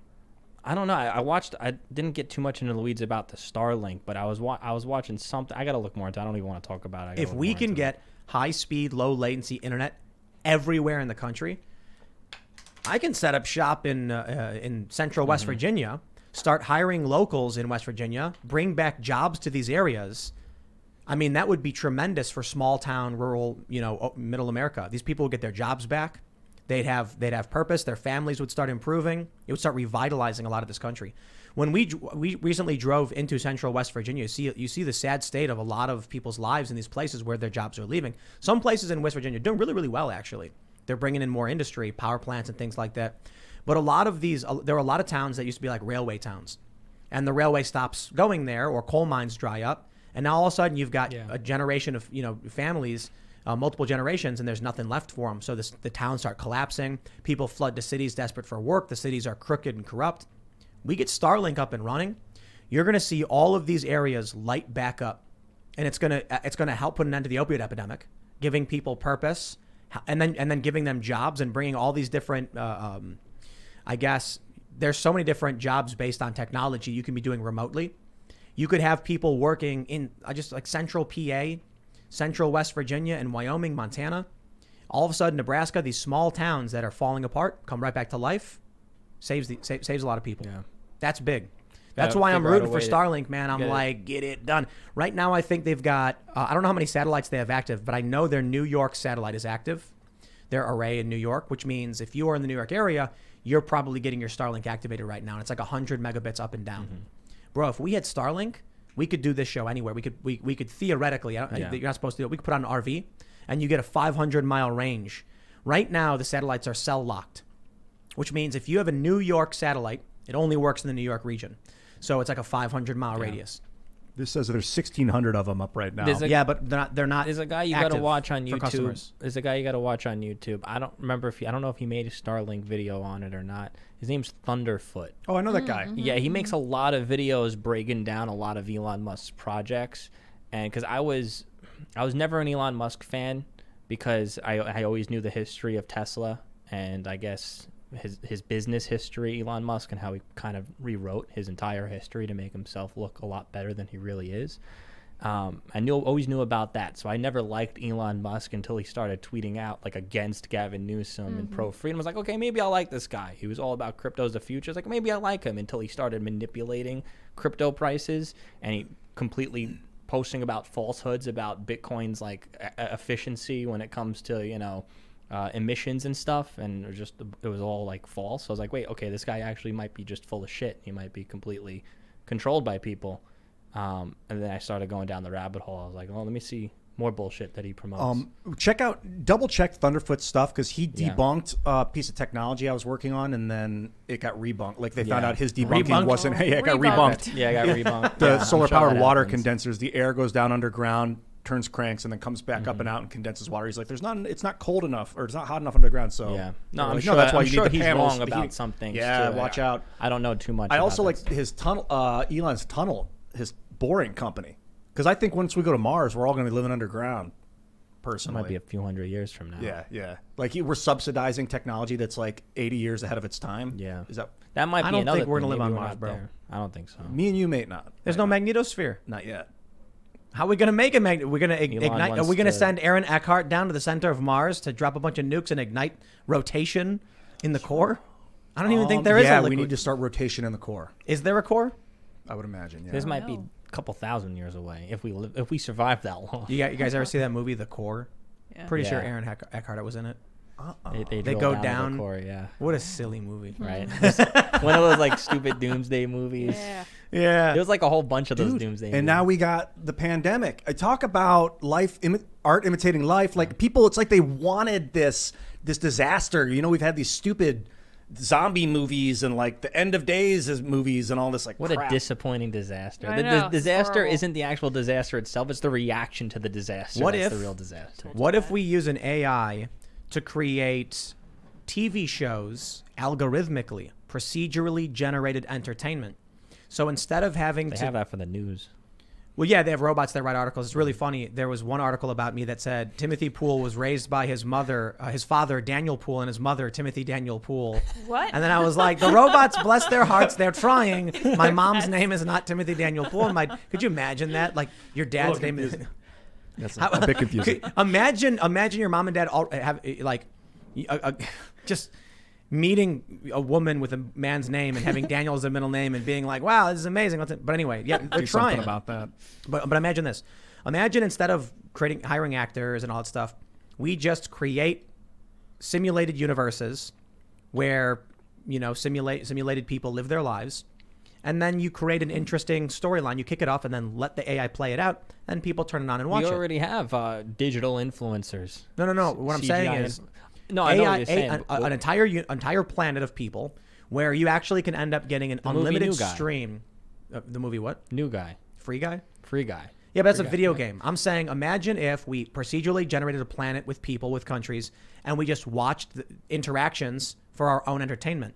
And what if that's the world we're living in now? Yeah, that's us. Yeah. So it's like all this crazy stuff that's happening is like the simulation. They say, why are we being... Maybe it's just people who are like... Interested in watching all this shit. Well, it's entertainment. It's like, man, I love watching that show. They made the Real Housewives procedurally generated. American Idol procedurally. We got to hire anybody. Just the computer just did it, and we watch it. What It's if fun. the trees planted us? You know how we move we move so Yeah. fast relative to the trees. So from a tree's perspective, we're zipping around like lightning around Yeah. it super fast. What if 100 million years ago it planted humans, and then it's watched us grow this then whole we time? destroyed them? But to I a don't- tree, like 9,000 years is like a day, so they get to watch us evolve over time. and they get to watch us chop them down and yeah, destroy that wasn't forests. part of the plan. Whoops. What I have don't know. we created? When Treebeard saw what Saruman had done, he wasn't too happy about it. So yeah, you know. yeah, we've yeah, given there's birth to no something. there is no word in what did But we did say? you see the- Elvish, Orcish, or Common. Did you see the movie Free yeah. Guy at all? Yeah, I thought it was good. Yeah, because they did explore a lot of what you were just saying. Well, but the idea for right, Because he was AI, is he got consciousness, and then at the end, their utopia was, it's just no one And it gets was to for people play to anything watch. here; they get to watch. right. Yeah. Okay, so yeah, I see what you're saying. Yeah. Yeah. Yeah. So you spoiled the movie, I guess. I'm still gonna watch it. It's Ryan been out Reynolds for is long incredible. enough. Yeah. It's pretty Yeah. good. But it's maybe that's the simulation we're in. I mean, like when you see how Luke's got this shirt, Luke Rakowski, where it's like 1984, Brave New World, and what was the other dystopia? YouTube? No, I'm just No, kidding. it's 3 dystopian novels. I don't know. Remember which one? Fahrenheit. Maybe, Yeah, and it's Fahrenheit like they're all 451 together and it says is "You that are one? here." Yeah. And I'm like, you got to put V for Vendetta in there because V good for movie. Vendetta was the one where a virus got released and killed a bunch of kids, and the government then locked everybody down and Yep. issued. Yeah. Is that a book? Did they write a book? V for Vendetta was a graphic novel, Okay. but it was the movie is different. I think the graphic novel was like a series. It's very different because I love how people adopted the Guy Fawkes mask, when Guy Fawkes was like what's the word? Theocratic? Theocratic fascist. Yeah, Is that what I'm thinking of? So. Oh, he was? Yeah, he wanted to blow up Parliament to instill a Sure Christian was. theocracy in the Oh, UK.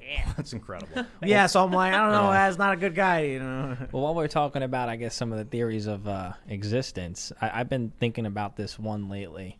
I want to know what you think. And it's probably already a theory. And I feel like, what if, because everything I feel like we're experiencing memories. Like, right now, it's already the past. It already happened. Yep. Like, we're already, and we all know time is relative. So what if the Big Bang or everything, what if it all just happened instantly, time-wise, and it's just over in a blink of 1/cajillionth of a second, and we're just living memories within our It's own. all it's all relative, right? So Yeah. like, you know, It's all happened, but we're just in the memory. you ever right now. use like Universe Simulator, whatever it's called? I know. I've seen You that. just speed up time and watch years pass in a blink of an eye, and it's like you were saying about trees watching it Exactly. zap around. Time's relative, man. I was reading about there's like these tiny flies. They're so small that they don't fly; they swim. Ooh. Wow. Because Through the fluid of air. yes, So because cool. they're actually like gripping the molecules and pushing them as if they're swimming and not flying. It's crazy. We Right? might be able to do that one day. And another thing that's crazy is like on our fingertip, there's like pretty much like an entire universe of organisms living on our fingertips. Like size is Fascinating. relative, time is relative. Another thing is math. Math is like literally it's crazy how that's like the key to like everything in Well, existence. we're math. mapping the source code of the universe. But another thing is that that gets me thinking is there's an infinite number of numbers from 0 to 1. right. It's like if you break that down on like time and seconds, it's like there's an infinite amount of points of a second within now. Just to watch now. Ant-Man and the Wasp, man. The quantum Yeah, realm. quantum. But Yeah. in physics, there's a thing called the Casimir effect, where when two numbers get close enough together, they basically fuse. Two pieces of matter, when they get close enough together, they Yeah. they stick together. And no one really knows exactly why. You know, outer space metal does it. In a vacuum, you can take pieces of metal and just Yeah, it seems like fuse it instantly. gets so close that it pushes the matter out of the way between it, and then it creates a vacuum, and then it sucks itself together. It's the oxidized layer that prevents metals from bonding in our atmosphere. So I wonder if numbers, theoretically, they don't. Theoretically, numbers will always get half as Yeah. close, half as close, half as close. But in physics, there's the Casimir effect. Another crazy thing is I guess the 80-20 rule. What's I think that? I forgot there's an actual name for it if you want to Google it real quick. It's like a phenomenon that happens in pretty much almost everything. There's exceptions to the rule, but it's like 80% of your business is from 20% of your customers. That holds throughout with like it was like 80% of all the words ever said and typed is like actually 20% of the actual vocabulary. And like that kind of 80-20 rule and the way it like progressively decreases from like the number one most used this to the second to the third is like always follows the same trend lines and the same path like throughout almost everything. We got to go to Super Chats. If you haven't already, my friends, smash the like button, subscribe to this channel, share the show with your friends, become a member at timcast.com because we're going to have a members-only segment coming up. Usually goes up around 11 or so p.m. You'll not want to miss that. And being a member means you're supporting our work. As things get crazier and crazier, we're definitely going to need that support. But let's see what y'all got to say. All right, let's see. All right. Pedro Henrique says, time to be optimistic. U.S. isn't doomed by Thucydides' trap. CN bubble slowly bursting as its biggest real estate company, China Evergrande, shows to be 19 times debt to earnings. U.S. is bleeding, but China's falling. Wow. That's what Peter was saying last night. Patrick Conover says, Biden said he's going to use his presidential power to remove governors who oppose him. The authoritarianism is growing right before our eyes. Well, he said, get them out of the way. Biden purging. Yeah, Will Hallman says, Biden purging anyone who doesn't lick the boot. Get Man. them out of the way. Yep. Michael Fernando says, peak clown world is upon us. That corpse in the White House has lost his damn mind and gone full tyrant. We will not comply. And then he says, 1776 will come again. AJ, great podcast, Timcast crew. And then he shouts out Sticks Hexenhammer. We'd love to have Sticks on the show. Yeah. You got to get a soundbite of Alex Jones. What does he say? 1776 will commence again. He's Yeah. like yelling it. Who was he yelling at? Like I thought that Piers was Morgan? a big mistake.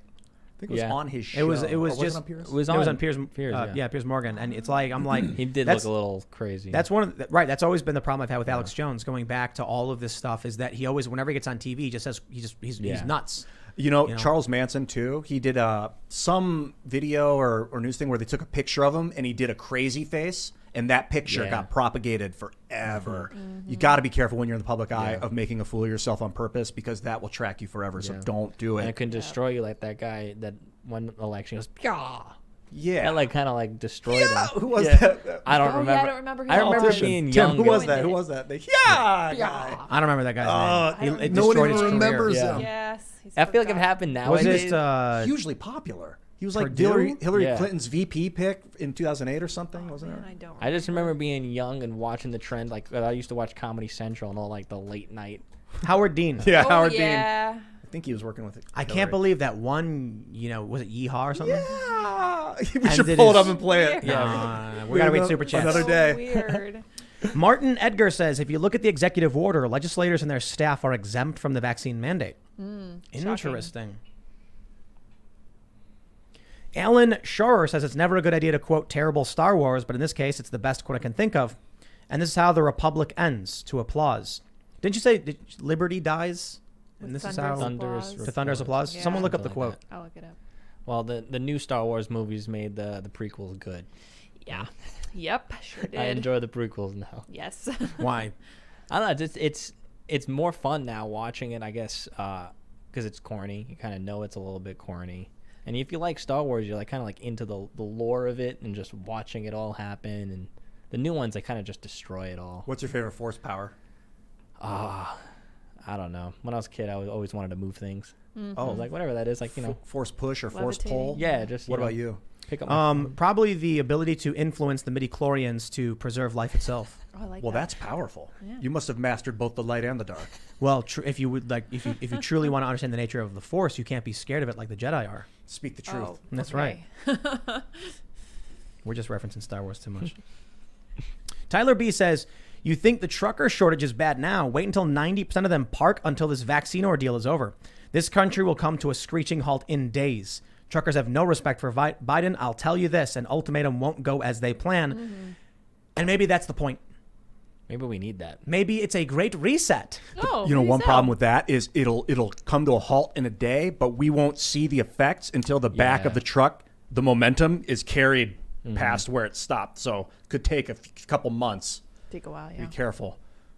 It's like when there's like a snake in the road on the highway. Everyone just stops and like the snake gets bigger and bigger until it starts to It's pick like back up traffic again. jam. Yeah. Oh, okay. XBL Corn says, you are mistaken about the banking rules coming. They want to track every transaction and every account that has at least $600 in it. It is not for transactions over $600. Oh. I did not hear that. That is the first I've heard that. I feel like they're You also could Google trying search to- this. It's I think it's icba.org, and Google search that, and then Google search consumer announcement or something like that. It should pop right up because so many people have been searching for it. Google autofills it. Did you find it? Oh, I got the independent community banking thing. Consumer. If you Google it, it should autofill the URL you need. ICBA. Or I don't use Google. I use DuckDuckGo. All right, let's see. Adam Austin says, I'm an electrical contractor in Columbus. We are down to 8 employees. $2,000 sign-on bonus. Can't hire anyone. We are scheduling estimates 2 weeks out. Wow. If this persists, at what point does the average person at their job just go, why am I even here? I'm going to leave. I can't remember any store that I've been to recently that doesn't have a help wanted I sign know, outside right? of it. It's like every single one. Everyone. Yeah. A-Raw says, hey, Tim, longtime viewer, and I work for a company that supplies parts for the military. And this decree would affect me, and I will stand on my principles, and I will not comply. Well, good for you, good sir.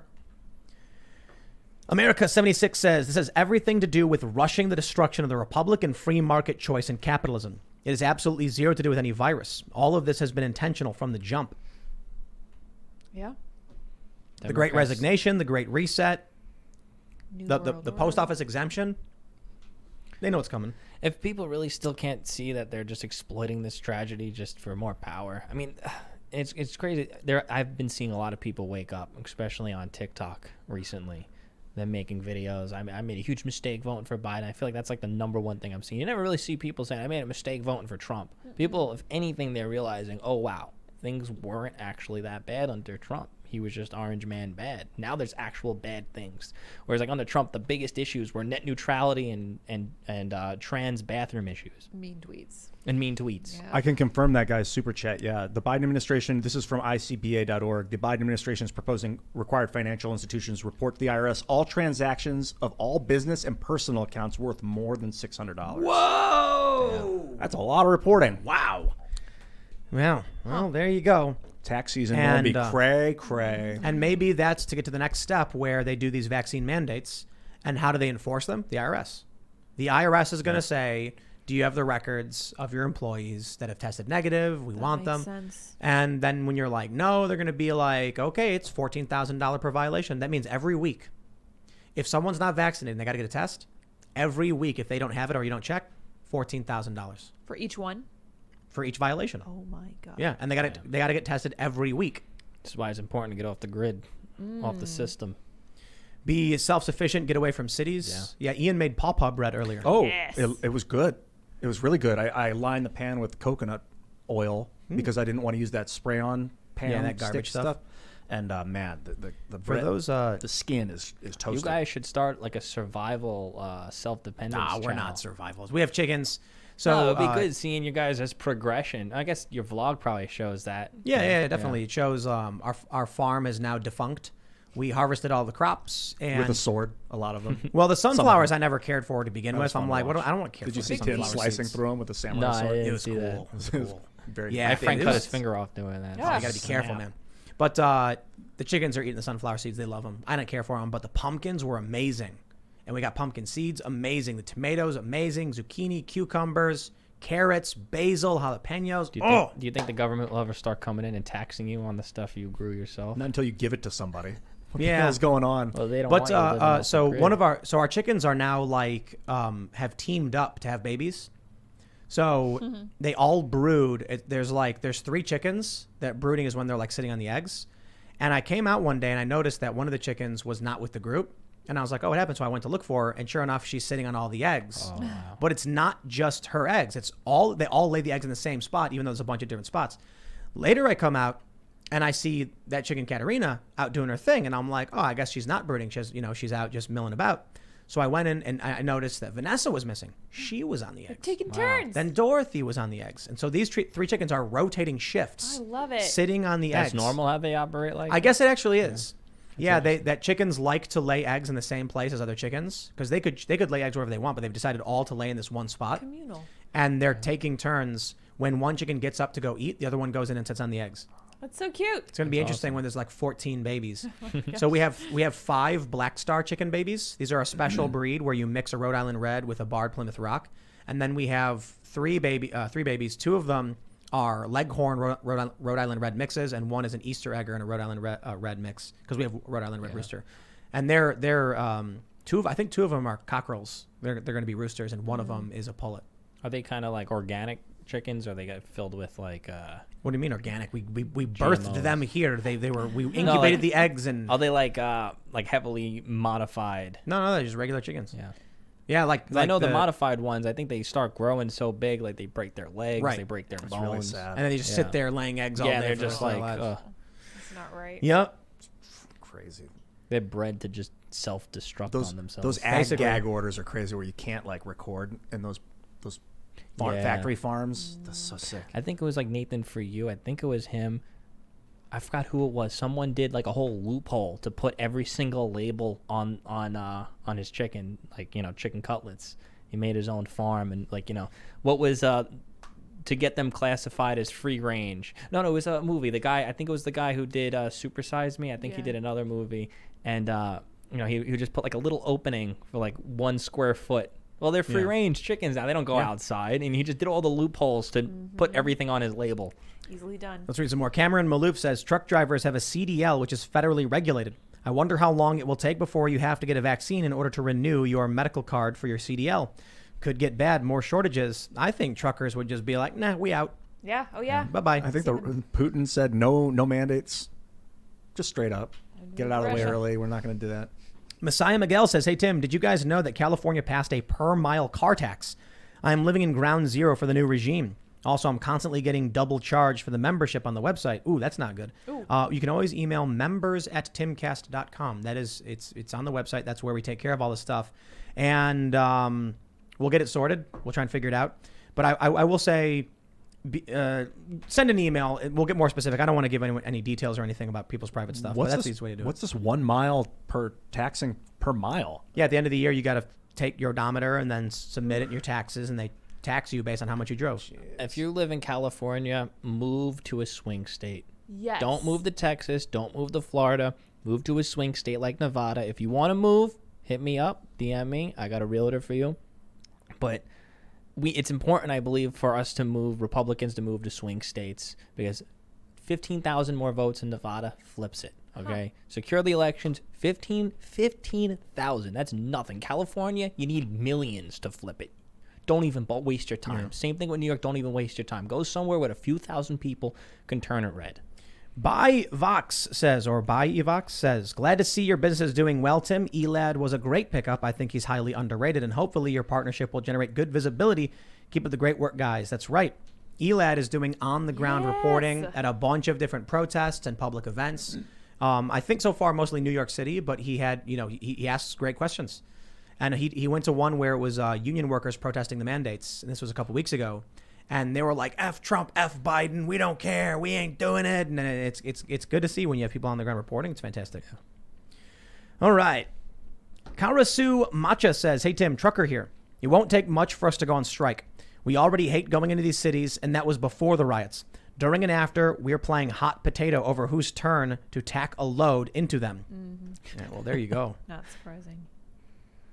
How long before we start seeing trucks get raided in the highway like it's going on in South Africa? I think that happens a lot. Yep. It's going to happen. Cotoriously Wise says, Tim, you're wrong about segregation. The train companies were lobbying to desegregate. Why pay fuel for two 50% empty segregated cars? The market tried to end it. Stopped by the individual state. Legislators and their guns. Oh, interesting. Didn't know that. That's interesting. Makes sense. Alex Aiello says, Tim, just want to say as an accountant, what did we do to be your example? I have been feeling oddly attacked as of late. Keep up the good work. Oh, when I said like you're an accountant and then like your job mandates vaccines or something.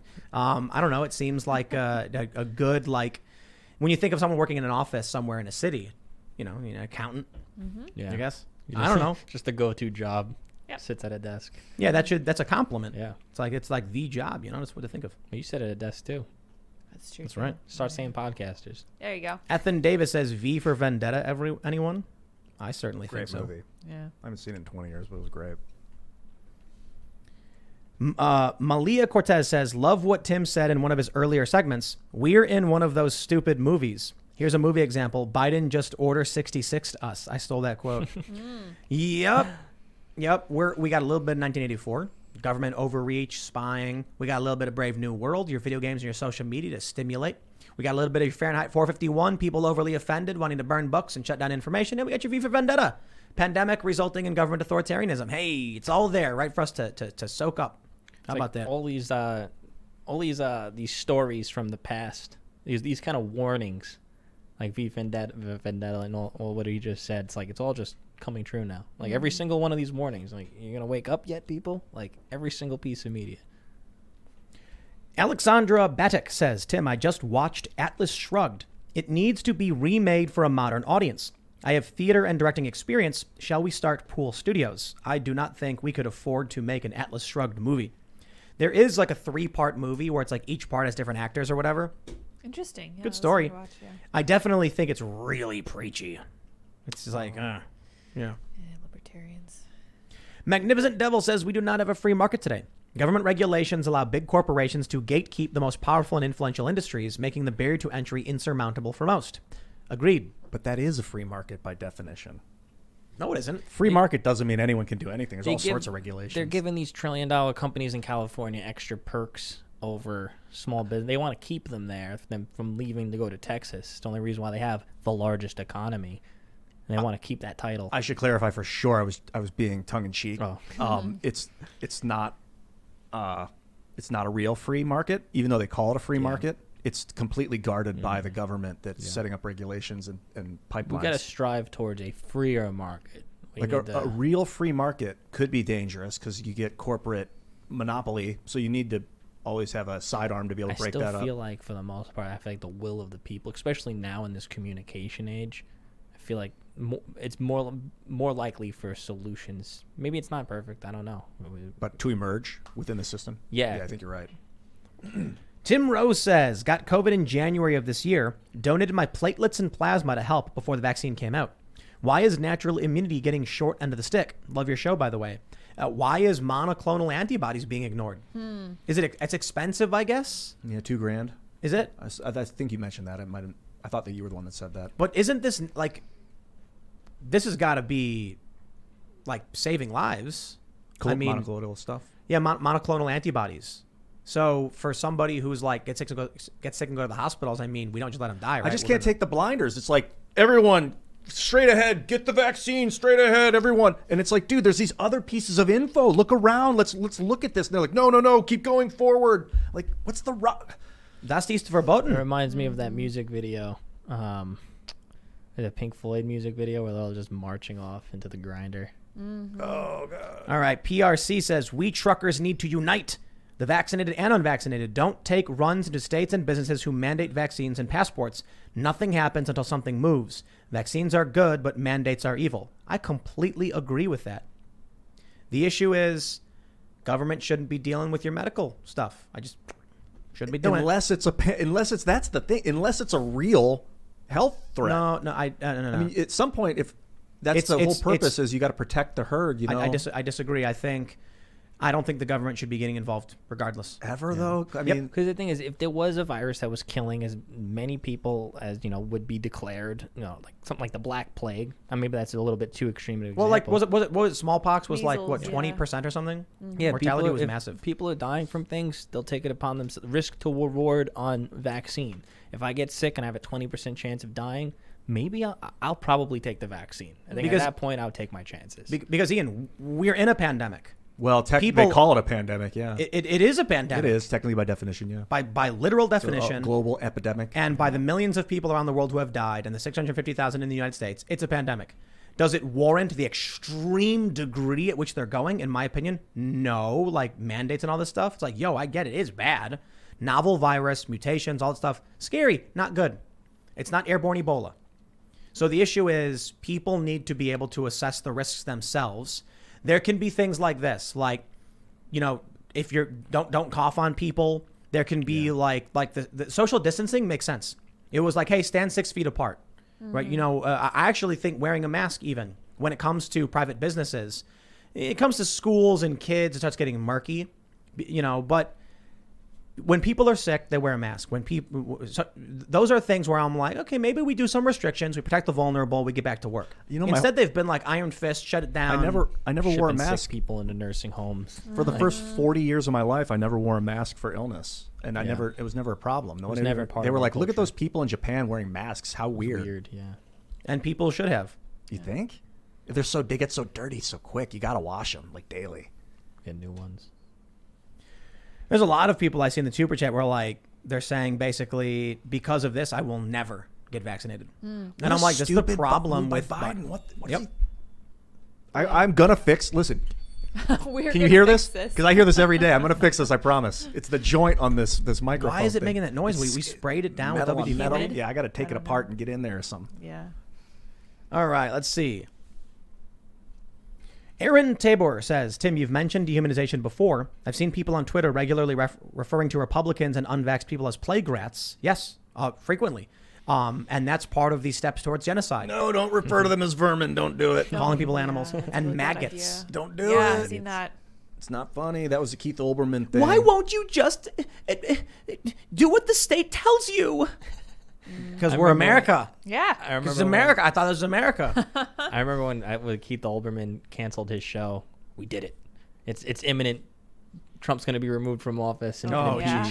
and just nothing. None of that ever happened. That dude's nuts. That guy's crazy. You know who else is nuts? Is Howard Stern. What a loser. Yeah, Dude. starting to. It's What a so loser. ironic. Howard Stern's a loser. I was trending on Twitter because I called Howard Stern a loser. True though. I was such a fan of Howard Stern when I first watched his movie. Oh, yeah. I was like a Private fan. parts. Yeah, I was like, oh wow, this is cool. He's like going against the system, whatever. He's a thing, and then he just became this corporate He shill. was never against the Rage system. Yeah, he against the was- machine. George Carlin challenged the system, got arrested for saying naughty words, did stand-up bits where he basically told the modern sensibilities to screw off. He screams racial slurs and as a part of his joke. And he was anti-establishment. Howard Stern was just riding the wave. Yeah. He's like, oh, people like this stuff? They put him on TV. They put him on the radio. They gave him the ability to do this. He was not anti-establishment. He was the establishment. It was just that boomers liked edgy humor. Gen Xers came up saying, okay, we can do edgy humor too. Boomers are retiring, and Gen Xers are feckless for the most part. So they're just like, oh, what should we do? Oh, the millennials are yelling in my ears. There's another Rage Against the Machine situation. Granted, Yep. right, rage on behalf of the machine. Granted, Howard Stern is a boomer, so he's the definition of okay boomer. When he's like, F their freedom, I want the freedom to live. Oh, well, F your freedom, I want the freedom to live. Yeah. Like, why do you get to say who gets freedom? Sorry. You know, this guy is like, talk about somebody who built a career on being, you know, a jagoff and just being offensive. And it's like the trope. I don't know if he actually did this, but the joke was that, you know, firing hot dogs at women in bikinis and stuff like that. Just this a sheer Yeah. absurdity of his show. And then Beetlejuice. and then there was Michael Malice tweeted that one of his guys, his wife, one of the people who worked for him, his wife was dealing with cancer, and Howard Stern just like made fun of him for being sad. And then when he launched a GoFundMe to help save his wife, Howard Stern just didn't contribute at all, even though he's worth like half a $1 billion. Nice. Yo, these are not good people. They are Yeah. bad people. They don't give, they don't support, they don't help people out. Yo, I donate to save people's pets all the time. Heck yeah. I donate a lot, actually. Probably too much. Best cause. You writing that off on your taxes? I think you can. Do yeah. it. Charitable giving. I will make you. Ranroy says Alex Jones will run in 2024 and we will make the frogs straight again. Yes. I'm not convinced. He might ironically Do win. it. I'll vote for him. Yeah. I thought that Tom Cruise commercial where he was running and he was like, I'm running for something, president. I think he might have said, I was like, oh, Yeah. is he actually running? Because I will vote for him. I can't Tom take it Cruise? anymore. Yeah. Oh, Yeah, it was yeah. just some dumb commercial. But if we get someone to run, I mean, talk about, you need someone that's fit to Yeah. serve. Like, Trump's getting fit. Do you see that? he looks better than he did. He's looking good. Yeah. I'm worried that he's going to get too old by the time Yeah. it comes around. He's I wonder if sharp, he's on all though. that life extension stuff. He's got to be. NAD plus and nicotine by mononucleotide. James Garlick says Thomas Paine in Common Sense regarding parents opposed to war with, quote, but I have children, essentially calling them bad parents. Quote, let there be troubles in my day that my children may know peace. Best quote. Love that quote. I just think, you know, when your kids are in the gulag, make sure they know Mandarin. That was Jack Posovic's joke. He was like, my job in the prison camp is to teach people Mandarin so that we can interact with the guards. Well, there you go. Yeah, if you don't want to stand up for your way of life, for your country, for your values, then just start teaching your kid Mandarin. And I literally mean that. I'm not being facetious. Like, it's a useful language. Yeah. It's second most spoken language in the planet. And if Pragmatic. you are totally down with the hegemonic rise of China, then just be ready to have to interact with these business deals. Even if you're not down with it, and you just see, well, that's the way things are starting to go. I mean, I'm only one person, can't make that much of a difference to stop the rise of China, and the rise of Biden, the rise of the Democrat establishment. You know, I remember when I was younger, I was always learned Spanish. Was like one of the things because of all the immigrants coming in, and you know, if you're working in a kitchen or now Mandarin's gonna It's because of business, right? So English is the business language of the world. That's why English is basically everywhere for a lot of reasons. But soon Mandarin. I know a lot of people who speak Mandarin, to be completely honest. And I feel like also China is I feel like they're the ones that would want to force the rest of the world to learn their language because that's like a power. I don't trip on know. them. They speak English. They do. Yeah, we don't speak Mandarin, but it's going to change. That's why I'm saying, like, It's a hey, give your difficult kids a leg up, language. man. Oh, That yeah, might be like the the only alphabet problem. and writing is tough, right? All right, let's see. Patriot American says, I'm glad you mentioned Directive 51, Tim. I just finished playing both the Division games and watched all of the lore videos. It's mind-boggling to me how similar the situation in the games are to what we've been seeing this past year. You guys know the Division? I don't know the plot. There's a pandemic. So the president enacts Directive 51, you know, Oh. activating the Division, a special elite task force to go and try and restore, you know, government authority or something like that. And then part two is the first one's in New York. Man, it's New York. It's awesome. Running around New York, and I know New York, so it's like you're in Manhattan, and I'm like, I know where everything is. And then in D.C., it's like you're in the White House, and like you're running through D.C. And I don't know D.C. as well. I used to because I played Fallout 3 a lot, but still really, really fun games. Like, You can launch drones up and fly around and stuff, and you have gadgets. yeah. Dude, it's a legit fun game. Yeah, game's good. I haven't played it in a while, though. I wonder what the new GTA is going to be.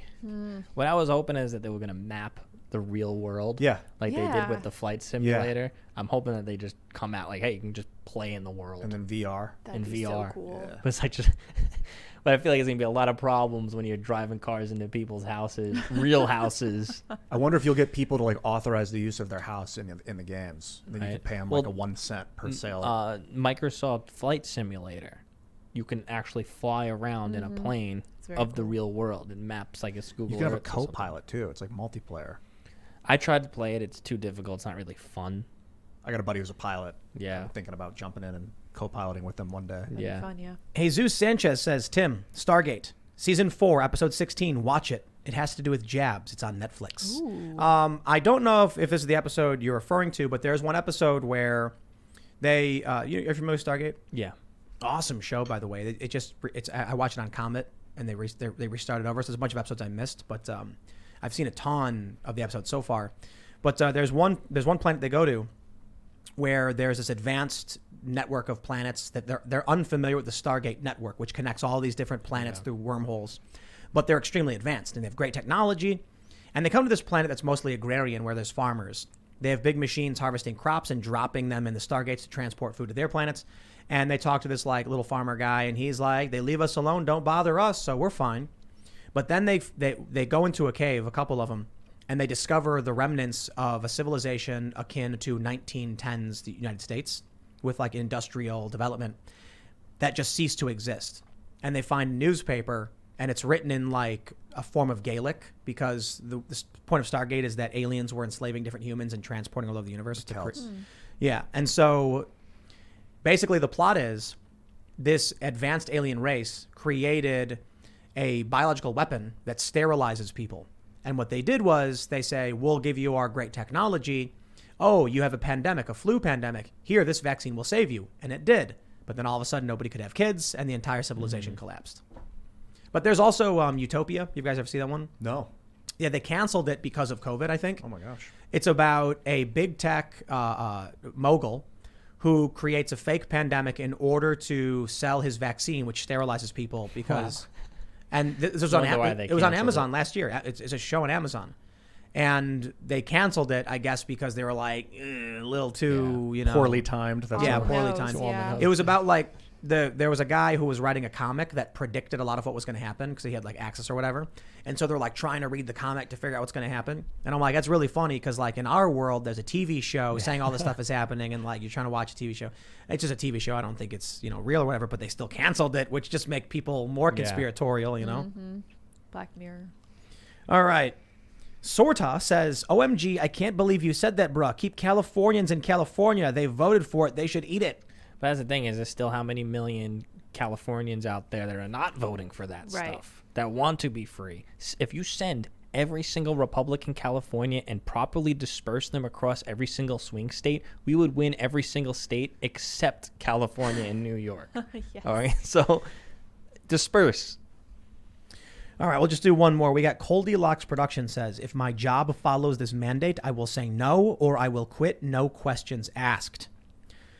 I will not comply. Stand up for yourself, speak up, peaceful, non-compliance, resourceful, persuasive, all that good stuff. Head over to timcast.com, become a member. We're going to start putting together this members only segment for all y'all, and that'll be available around 11 or so p.m. You can follow the show at Timcast IRL. Don't forget to smash that like button, subscribe to this channel. And if you'd like to follow me personally, because I post typically sarcastic nonsense and troll posts on Twitter, it's at Timcast. And the funniest thing is, I have this post about how there's 659,000 heart disease deaths every year, mostly in people older than 60, but it scales down to a decent amount. And I'm like, we got to shut everything down. we got to ban unhealthy food. We got to mandate exercise. We should mandate heart medication for everyone, especially children. And boy, do these people not understand life. Yeah. These they're just, what the funniest thing was, like, when I called Howard Stern a loser, I got a wave of Howard Stern fans telling me that I was poor. And I was just like, What? I don't understand why I'm supposed to care. Like, I called Howard Stern a loser because I have a very low opinion of him. And your response is, yeah, but he's rich. I know the dude's rich. It's like when Well, who Bloomberg doesn't was know he's running. rich? Our billionaire has more billions than your billionaire. Yeah, I know. And I was just like, I'm like, that's so weird that you would like tweet at me like, haha, you're poor. But it's like, for one, I'm not. And two, what does that have to do with me calling Howard Stern a loser? Like, is there a group of people criticizing him or Joe Rogan who know that, who think they're not rich? Yeah. Whatever, man. Anyway, timcast.com. Joe, you want to shout anything out? Yeah, I guess if you're on YouTube, you can check out my new YouTube channel, The Joey Saladino Show. It's like a conservative news podcast. It's also on all the podcast apps, The Joey Saladino Show. You can type it in anywhere, you'll find it. Cool, man. Yeah, follow me at IanCrossland.net and at Ian Crossland on social media. Thanks. I do have to say that I really love Joey's idea of encouraging people to move out of heavily blue states and into swing states. As someone from Colorado, which was red and then became purple and is now blue because of California, I highly recommend influencing these states, and I think that is a recipe for success. Good idea. Anyway, you guys may follow me on Twitter at Sour Patch Kids as I attempt to gain more followers than Sour Patch Kids. We will see all of you at timcast.com in the members only segment. Thanks for hanging out. Bye, guys.